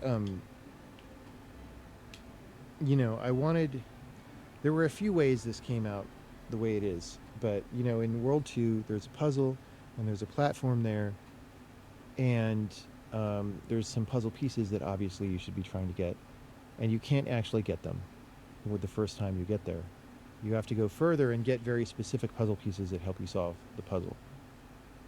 Now, there are a few reasons that happened. And some of them are a little bit different. But one of the reasons is just because I saw people play the game early on and like refuse to keep going if they couldn't figure out a puzzle. And I was thinking, oh, I want to communicate to people that if you're stuck, that's you cool. can move on That's and do cool. other things. And what better way to do that than have a puzzle that there's no real way that you could figure out to solve, right? And then you could come back to it I suppose later it makes it quite clear the puzzle when you've done pieces, everything doesn't else it? and have a better feel for the game, and you're like, what was the deal with this one? And that was kind of bad because I think the thing that's weak about that puzzle is that it's the only one in the game that you can't solve right away. And so, well, the two related puzzles. And that's actually bad because it's actually a quite good property for a game to have, to be solvable right away anytime you see a puzzle piece. Like, oh, I can get to that. I don't need to like find the grappling hook or unlock double jump or something, right? So, yeah, that was bad. Like sometimes you can ruin your thing from playtesting. I would claim that most companies do ruin their game by playtesting. Not his too. Yeah, I can see that. I definitely struggled with that particular world because I was determined to get that puzzle. I, yeah, that's hard.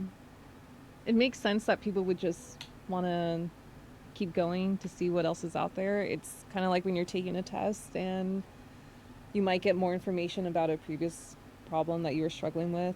Maybe keep going. So that's why people do it. Yeah. But this was definitely a case where I saw one person just banging his head against the puzzle. It was probably a different puzzle even, right? Because the layout of the worlds was a little bit different and whatever. And I just saw him having a hard time and refusing to go on. And I was just like, look, I designed the game so you can just walk to all the other puzzle pieces. It's fine. Just go. I mean, I didn't say that because I don't comment when people are playing. I don't know. That made me decide to do things a certain way. And I don't know that it was the best outcome. Although I say elsewhere in the commentary, I'm also not sure how to have done it better because there are other factors. I mean, you just have to make every door into the next level locked, right? Until you get all the pieces if you wanted them to stay in that. Well, that's how most Spot. games are Yeah. by default, and I didn't want that, right? Mhm. So, because it's sort of a bad property for a puzzle game to have, to like not let you play anymore if you can't figure out one thing. But you know, Portal 2 is like that, so people are used to it. So are most The puzzle games shade. ever made. Well, until recent, like iOS style games and stuff will do a thing where it's like, you need so many stars to get to the next level, and that requires only beating half the levels or something.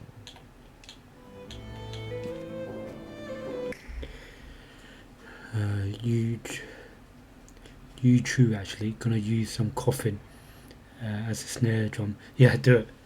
Yeah. Feel free to use my audio, my dialogue, my commentary, and create your own video. I spent 50% of the royalties though. The solidity of the puzzle frames. When I set out to art direct Braid, I had a clear idea in mind that the foreground and background should be very distinct so you were never confused. Foreground objects would have well-defined sharp details, whereas background Saturation objects as would well. have a different palette and bigger, rougher strokes. It's more The goal desaturated. of this was to make it unambiguous what you would collide with. But there are some paradoxes built in. For example, doors are drawn as foreground objects even though you don't collide with them, because they are activatable things with very important functionality. You were kidding? I was not kidding. I expect it done by next week. I think it's fine, and the I'll, doors I'll, are I'll not drop it down to a problem. 40%. But I did feel after Braid had shipped that I had made a mistake with the puzzle frames. Because the puzzle boards are interactive, their frames were drawn like foreground objects with crisp details, just like things you can stand on. But here in World 2, we very explicitly have puzzle pieces you're trying to get where you'd like to be able to stand on top of the puzzle frame. And it looks like you should be able to, but the player has to experiment to discover he just falls through. This is perhaps frustrating in an unnecessary way, because this is exactly the kind of thing that the visual language of a game is supposed to take care of.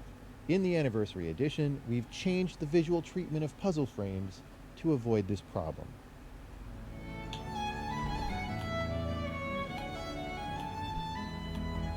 Oh, okay. You're saying in the original one looks like you could jump on the frame. Is that one they got rid of the frame? Oh yeah, I never experienced that when I first played it.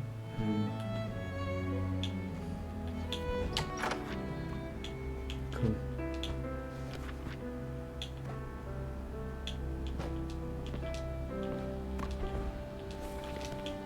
Alright, cool. Moving on to the next one. We'll do this one next. Why are the bunnies in the game? So I completely came up with my own theory why there was bunnies in the game. I think there's a lot of stuff in this game where I had an idea of why they were there. I don't think they end up being true. Oh. I know, you kind of just like try to like read into it. It's quite fun trying to read into it. I like doing that, especially if games are if they're designed the way to have hidden meaning. It's a nice little puzzle to try and figure out what the meanings are. What inspired you to design the rabbits, and why are they so cute? There were a few thoughts, right? So at first I'm like, I need more stuff in this game. Because I was trying to be minimal about it, and I felt like just having a little linear monster and a cannonball and a cloud was like not quite enough for the full game. But I didn't want to go crazy and add a bunch of things. So I was thinking about it like is there a hierarchy of stuff? Well, also the little claw plant that goes up and down, right? So, okay, there's a monster that basically doesn't move, it just goes up and down. There's one that moves linearly and could fall off platforms. But neither of those, like, makes decisions. Like, neither is, like, running code to do things in the way that used to be called AI, although that's becoming a very confusing term. So I wanted something that makes different basic decisions. And then, why is it a rabbit? Well, I mean, like a lot of little nerdsters, I liked Monty Python and the Holy Grail when I was a kid. So this is like, have you seen this movie? Are you I too young to know have. this movie? Okay. So there's a very dangerous rabbit in that movie.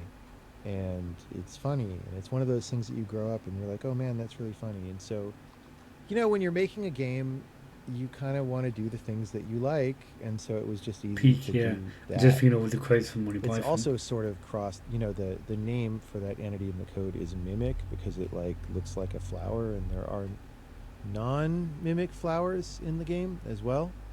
And so it's a way of psyching people out that was fun, borrowed from RPGs. And yeah, I don't know, it's really not that much more complicated than that.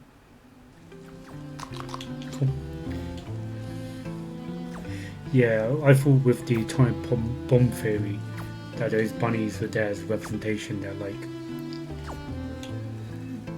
the process of creating a bomb, sacrifices are made, and the bunnies were representative of the sacrifices that had been made. But that's just me reading into it. Simplifying the pit, and why is there monsters in the pit?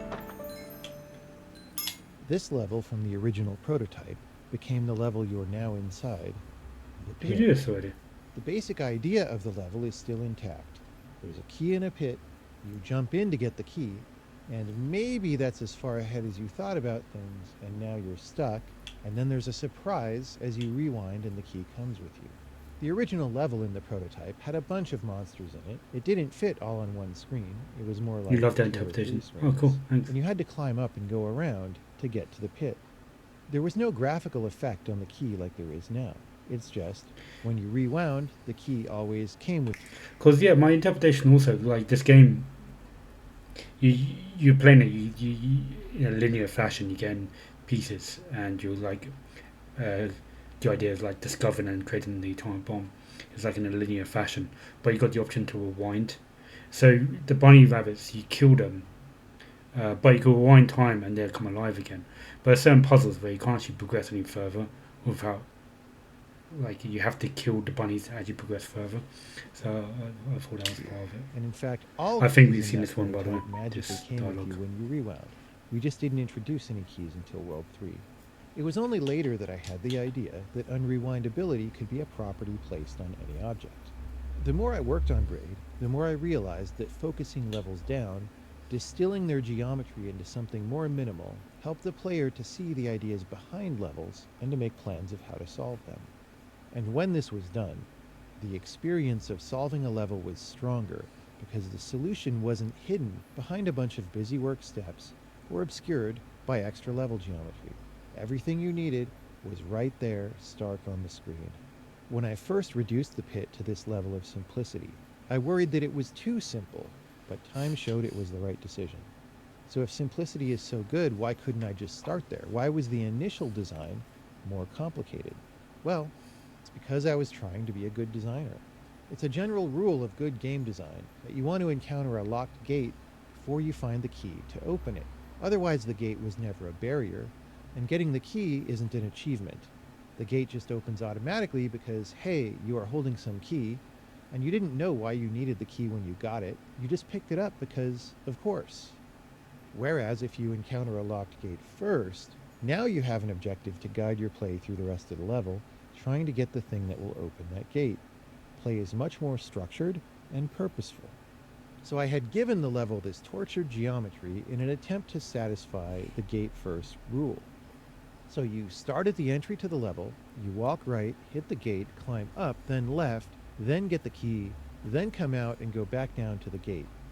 But this made the level convoluted and large. You couldn't see the whole level at once as you can now.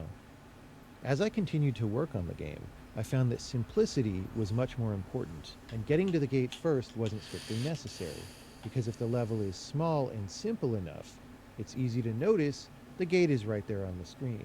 You see it as soon as the level loads, and obviously you need to get past it. You can also see the key right there on the screen, and you know you'll need to pick that up. So, this is a case where following the rules of good game design made the level much worse than it needed to be. So I like this version much better than the old one, but at the same time, the simplicity of this final design does confuse some people. The failure mode for people playing this level is pretty simple. They get stuck in the pit and don't think of using rewind to get out, and they just say, I'm stuck down here, there's obviously no way out. Sometimes people open the menu and exit back to the house. There is something about the geometry of the prototype, of hitting the gate, then having to go up and around, that maybe introduces you to the problem better, and that gives a slightly more solid impression that you should be able to come back whence you came. Hey, maybe there's something important back earlier in the level that I did wrong that I could rewind back to. Whereas, if the beginning of the level is just you jumping into the pit, and you can look and see there's nothing else back at the beginning, there seems to be nothing to rewind back to, and maybe no reason to think of rewind at all in the first place. Of course I could have put up a hint that tells you to rewind if you stay in the pit too long, but this would run counter to the basic spirit of the game. I didn't want to ruin the magic of the moment by telling you what to do. The simplicity of this final design perhaps makes the moment of discovery more powerful. This is one of the first moments of real magic in the game, so it's important for it to be as simple as possible so it doesn't feel messy, contrived, or arbitrary, and so that you don't feel like you were deceived in some cheap way by a complex level. Yeah, we haven't actually heard that one before. It's just incredibly similar to another one. And we haven't done the other one yet, yeah. That'll be done now. Why is there a monster in the pit? It's easy to kill and doesn't affect the outcome of the level. I've said the game is better when it's simpler, and wouldn't it be simpler just to have a pit with only a key in it? The player could just jump in, grab the key, and rewind out. Well, a mostly empty pit didn't feel right to me. I like the idea of you having to do something in the pit, like jump on a monster, because otherwise it's obvious upon entering the level to just look ahead and see that once you jump into this pit, you can't get out. But if there's a monster down there, it can serve as an endpoint to the thought process. It's enticing to go jump on a monster. Maybe the player kind of thinks he might be able to bounce out of the pit, or who knows what will happen. There's something to do right now, and there's ambiguity about the future, so let's just do what we can right now. The version of the pit in the original prototype had 2 monsters in the pit in order to perhaps mislead the player a bit more into thinking he might be able to double bounce out. But I later decided this was unnecessary to create the endpoint for thought, and was also a bit unfriendly because it seemed to imply much more strongly that the right answer is to double jump. So the game is directly misleading the player into repeatedly trying something unfun. Whereas with a single bounce, it's easy to see that you did it well and how high you went as a result, and that this is nowhere near the top of the pit. The presence of the monster was reinforced when I made the World 4 version of this level, because there, the monster is crucial. Without it, I couldn't see any reason to have a World 4 version of the pit at all. And when there's a monster at the bottom of the pit every time, that creates a consistent pattern that we then break for the final pit in World 6.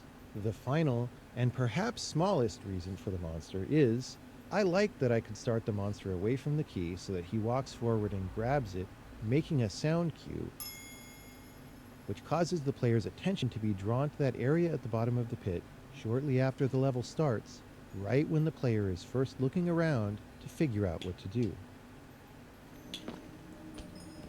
Cool.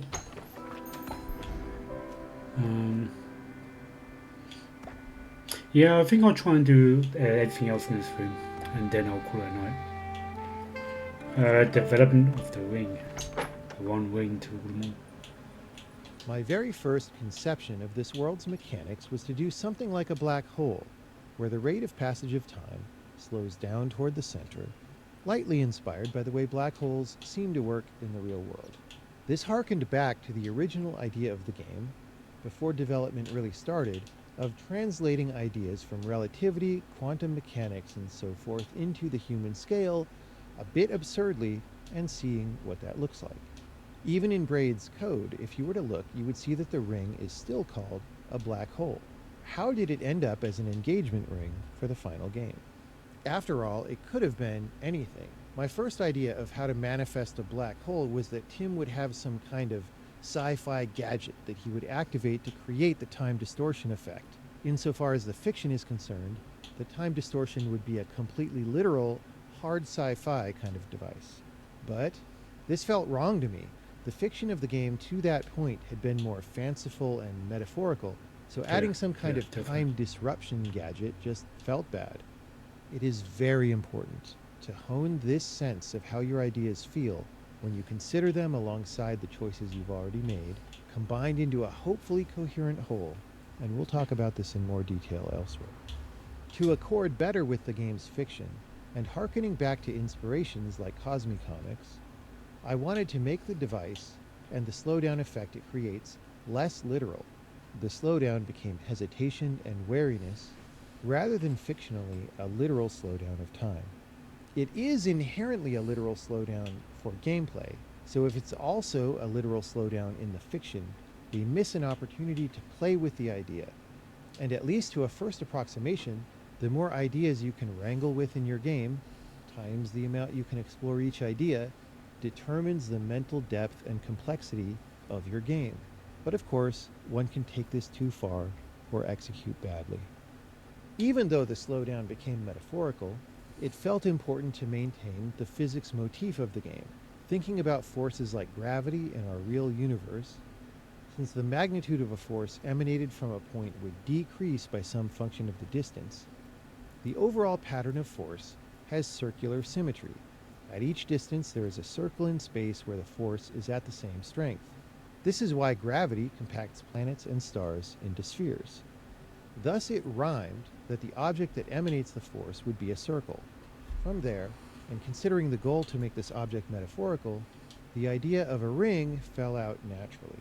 And as soon as I had that idea, I felt really good about it, because again, consulting my sense of how well the elements of the game are working together, I felt that the roundness of the ring was metaphorical in both directions.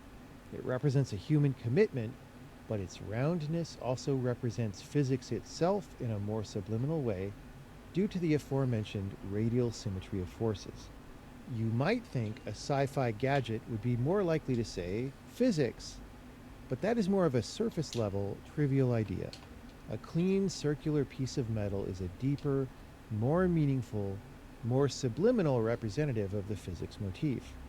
Also, there's a feeling with this metaphor that it reaches beyond what I explicitly understand with my reasoning mind and dips into unconscious territory. There are things about this choice of representations that feel good that I don't completely understand.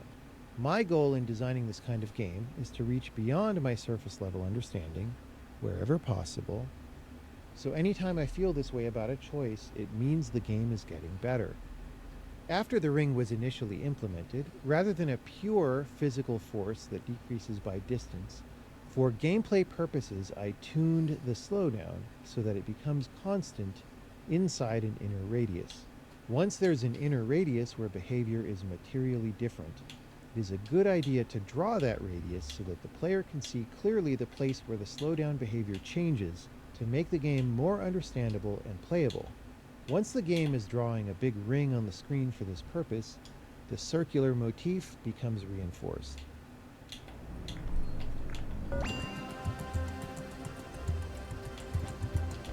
Which one did I just do? Apparently done both. Okay. Oh yeah, we still got that music. It's quite cool. There are many factors that it's hard to place, but before the email, sort of the background that was percolating was... Have you seen this one already? Invisible Cities was one of my favorite books, and just in his day job, Alan Lightman. Yeah, we've done those ones. I'm amazed at just how much post-game content this game has. I feel like this could have just been a game by itself. Yeah, well, it's actually longer than the actual main game. There's quite a lot of good content here, but like the stuff we've just been listening to here has pretty much been covered already. It kind of goes over the same ground quite a lot of the time.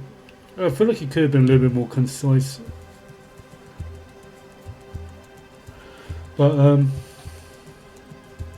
yeah, it's worth buying again though.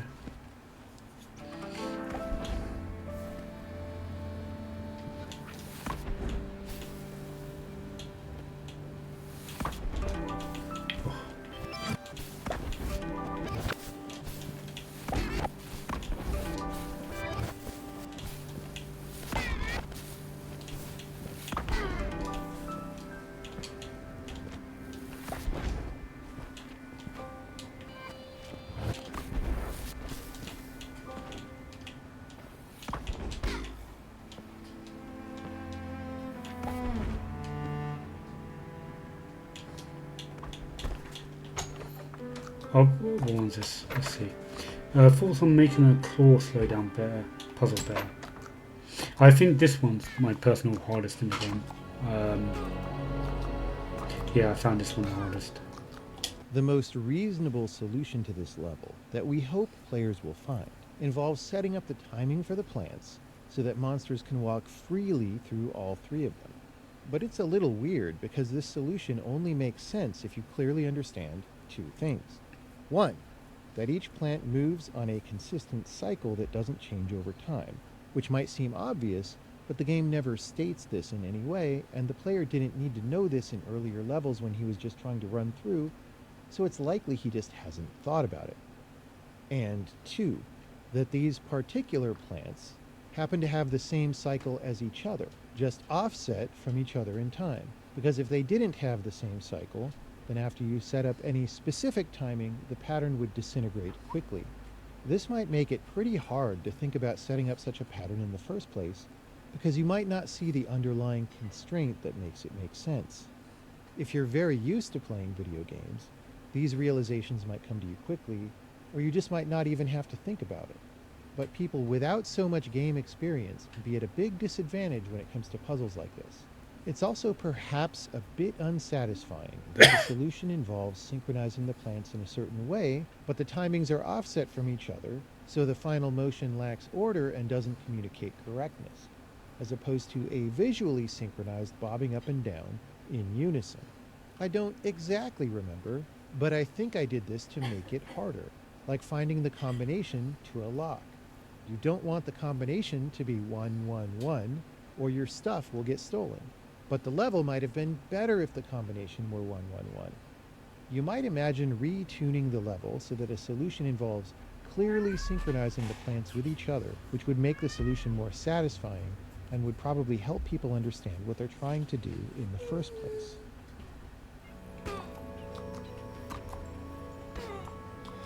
Cool. There's Lizzie. We got a cat. Alright, cool. World 1 and the claw. And also World 1 and the bunnies and World 1 and the gates. There are no plant monsters in these levels that lead to the finale because it wouldn't be very interesting. When time goes forward, We the have a plants cat. just move in periodic cycles. There's some time when they're out and deadly, and some other time when they're tucked away and safe, and then transition times during which they're also mostly deadly. When time goes backward, they would just go through the same cycles backward, which would not make any meaningful difference to gameplay. It would be almost exactly the same, except when the transition times are asymmetric and whether the snapping sound plays when the claw is going up or down. Who really cares about that, I thought. Now, there are plant monsters in the final level, but Yeah, it's a tuxedo they're cat, yeah. used just to constrain the pacing of that level in the same way as they might be used elsewhere in the game. But the behavior difference is mainly cosmetic, and at the time, I felt this wasn't good enough for the earlier levels, which are supposed to be about behavior differences, just like all the other worlds in the game. That said, in retrospect, it seems like I missed an opportunity for a fun intro level to this world. You could imagine you've just entered this world for the first time, and you see just these plants, and you got to get through them, and they're simulating backwards so that it looks and feels weird. But because it behaves the same as plants earlier in the game, you pretty much play it the same. Maybe the player doesn't even realize what's going on yet, that time is going backwards. And so that's the point of the level, to introduce the world in a way that is subtle and weird. I mocked up this idea, and you can see that over here. Cool. Good to have a set. You got a tuxedo cat as well. Cool. Is it a girl or boy? This one's a girl. There aren't any levels with rabbits in World 1 because it didn't seem to add much to the concept, and frankly, it would have been really annoying to program, and maybe I don't even know how to make it make sense. The simpler monsters are relatively easy to program a backwards simulator for because they mostly just walk in a straight line. On the other hand, the rabbits make decisions about what to do based on where the player is. For example, if the player is at a certain range of distances, they decide to jump in an attempt to kill the player. In order to make this kind of decision backwards in time, the code for the rabbit, which has to just be normal code running forward in time because the computer's not magic, that code would have to say, it is plausible that I would have jumped toward the player, but missed landing in the place where I am now, so let's do a big jump backwards. The rabbit has to have missed because if he didn't, the player would already be dead, which the player isn't. The rabbit would do his small little hops Yeah, it'd backward be away difficult. from the player, which means you could push rabbits around the level, which would be neat. But it is hard for this to have meaningful consequences because they can't die or kill any other monsters. They're all simulating backwards, so they could only undie. And it just seemed messy and clumsy to try to come up with situations where rabbits were, for some reason, unkilling monsters. In the game before this, rabbits almost never kill monsters. And we would have to then somehow make it that the player can't just jump on those monsters himself, which is a very challenging level design constraint. Because if the player could just jump on those monsters himself, we don't need the rabbits at all, and this would make the puzzle feel very broken.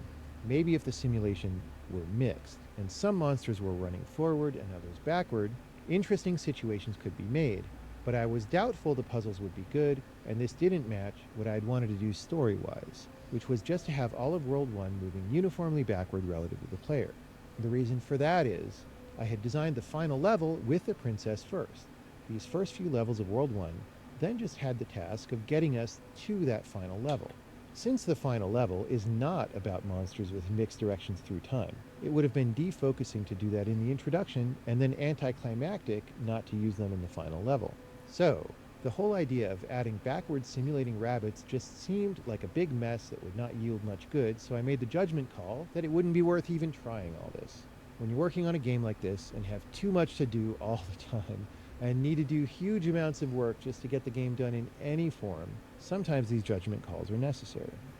But sometimes these guesses that the work would not yield good results are wrong. Maybe it would have made for exciting and interesting levels, and there would be a fun World 1 involving stuff that simulates in both directions. Cool. There could be more levels in this world that use You got a boy and a big one of that. Cool. That's cute. reversal interestingly with other object types. For example, unlocked gates that you walk up to in order to unbreak a key, locking the gate, which now blocks monsters because it's locked, and allows you to use that key elsewhere, on a gate that is unrewindable so you could open it. Except, all this doesn't quite make sense, because the key would not be able to open things unless it was unrewindable itself, because opening things would require the key to be moving forward in time. But if the key is unrewindable, you wouldn't be able to pick it up in the first place because it would be going forward in time, not backward. It would stay broken. But the gate that key had unlocked would still close and block monsters, which might be interesting. Sometimes, when you start with an idea like this, it doesn't quite work. But you keep thinking about it and experimenting, you eventually find a version that will work. So, there may be a good idea hiding somewhere in that key thing, or there may be other situations that would work more naturally. But I did not think of them at the time, so I didn't do them. Cool. Sounds like that whole area is a nightmare to actually figure out. And you can only do it properly with those minions. Alright, cool. It seems to be this one done. I'll probably come back here later to see if there's any secrets. For now, it doesn't look like there's any. I've got everything that looks like needs to be done. So we've done all the monologues. Let's just take a look at special topics. Have I been in here yet? Well, that one's definitely done. Here we focus on ideas that are core to Braid design. Most of this commentary is also reachable from other levels. Okay, so yeah. Done all these. Was I doing this level earlier? No, I wasn't. I was so expecting that to catapult me.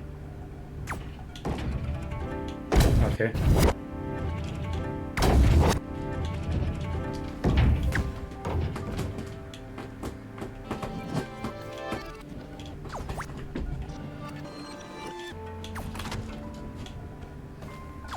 Take a look. Let's just take a look.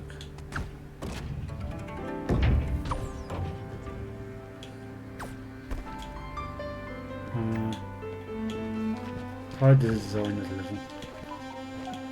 Done all these. Can't get the top one, but I've done it already. I've got a feeling half these are unreachable, can be accessed elsewhere. Level names and spoilers. Ooh, what do you have there? Puzzle tolerances.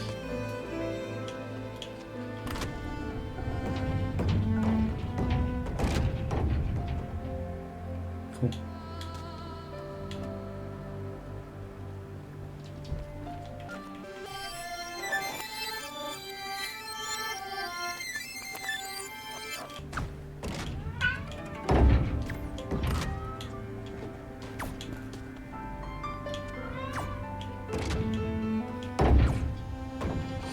Let's see what else is in this area. Well, I remember being here. Where's these doors lead? Different reprises? Different versions of the pit.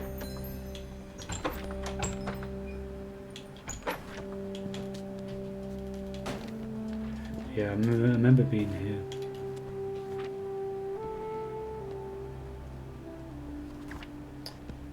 About speedruns, oh, that sounds interesting. Come back to it later. Just giving ourselves a sneak peek for tomorrow's next session on Tuesday next week. So we've done what we've done so far. The entire commentary is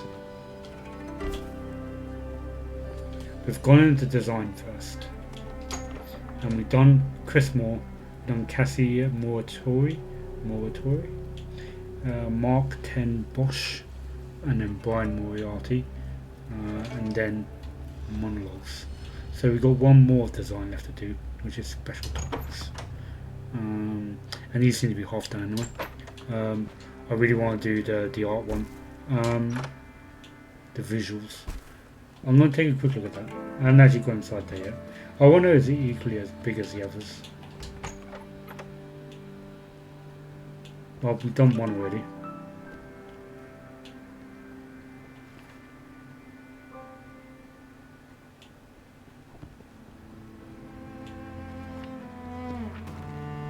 Yeah, we kind of done some of them.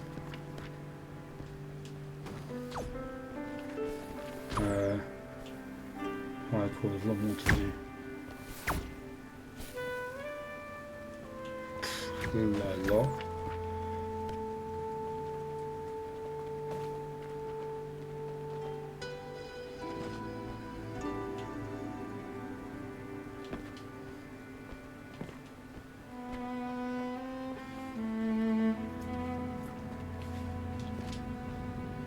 And it just goes on. Oh, there you go.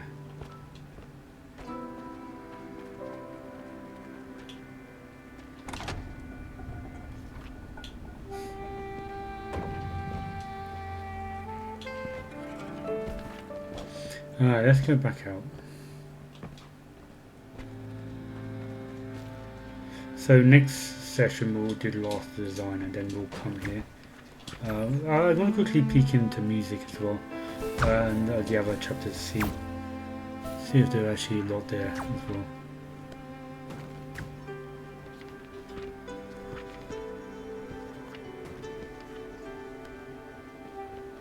Ooh, I'm going to take a look at galleys first quickly. Is it what I think it is?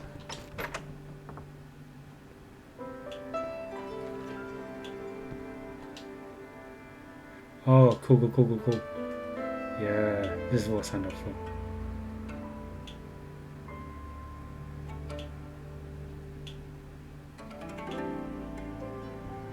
Alright, I don't want to spoil it for myself. I'll sit down probably later and look at it. How do you even get up there? Can you do it via here?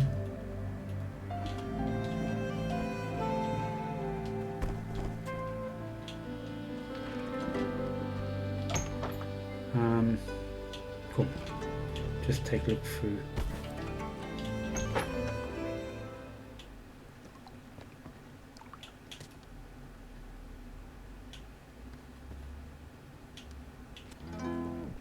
Oh, cool. Oh, it's designed like a music sheet, right?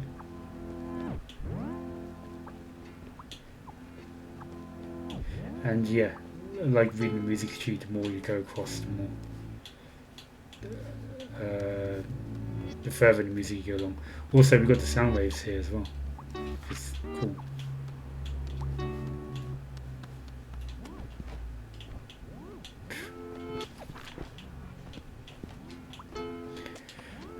We'll come back to that later as well. What's playthrough? Playthrough commentary. Here you can play the game in a normal way from the beginning with some commentary. It's not all commentary that exists, as that would be too messy. It says set hand selected to be nice with linear play. Okay, that's interesting.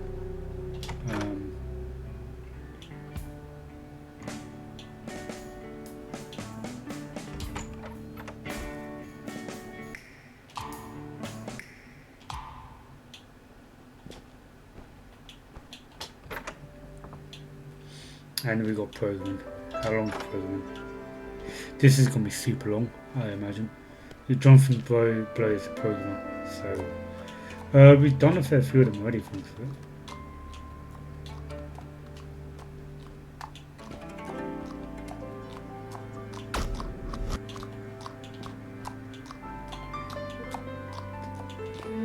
Not Morse code, binary. Is that binary code there?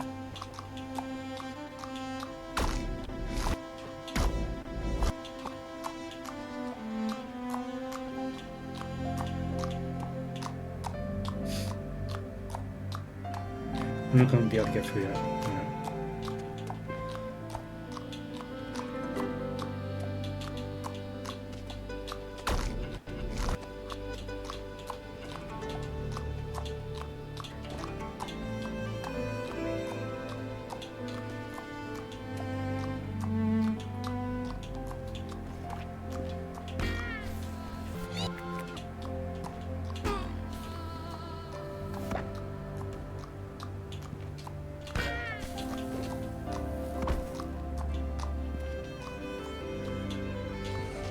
There's not much in Pokemon actually.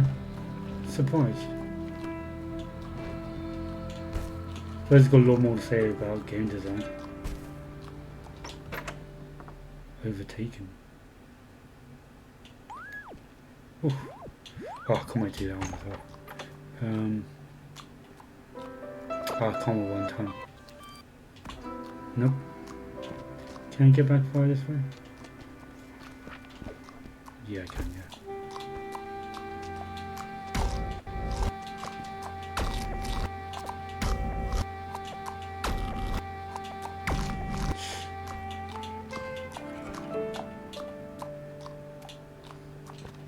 Could just exit the level, but kind of want to walk out. Any time today, mate.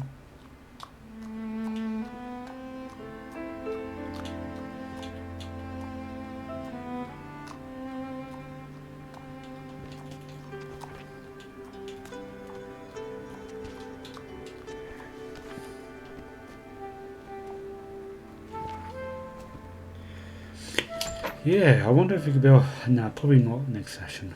But, do we have any more pieces? Nope.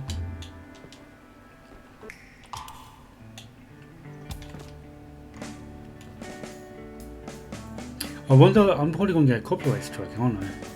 Maybe. Because this music's playing. Do I have permission to use it?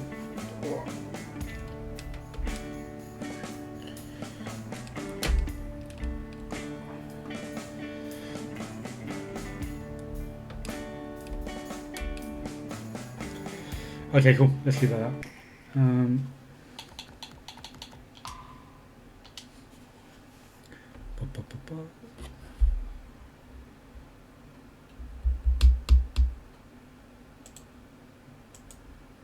Cool. Well, thank you everyone for joining me in this session of Braid. Messed up the camera. Yeah, thank you for showing up, Rustic, keeping me company. Really appreciate it. Rusted, sorry. I'm calling him Rustic for some reason. Yeah, no, it's been fun. It's been good. It's very educational. Getting through the game design stages. We're almost finished it now. Yeah, so the next stream will be next Tuesday from 6 p.m. to 10 p.m. That might change last minute if I'm working. There's potential work for me around that time, so I have to play it by ear, basically. So yeah, if you're watching me on Twitch, I've got my YouTube channel has all my old stuff, all the other Braid stuff, and all other games like Celeste and Final Fantasy. And if you're watching this on YouTube, feel free to head over to Twitch and watch me next Tuesday. So yeah, thank you very much for joining me, and see you guys around. Bye.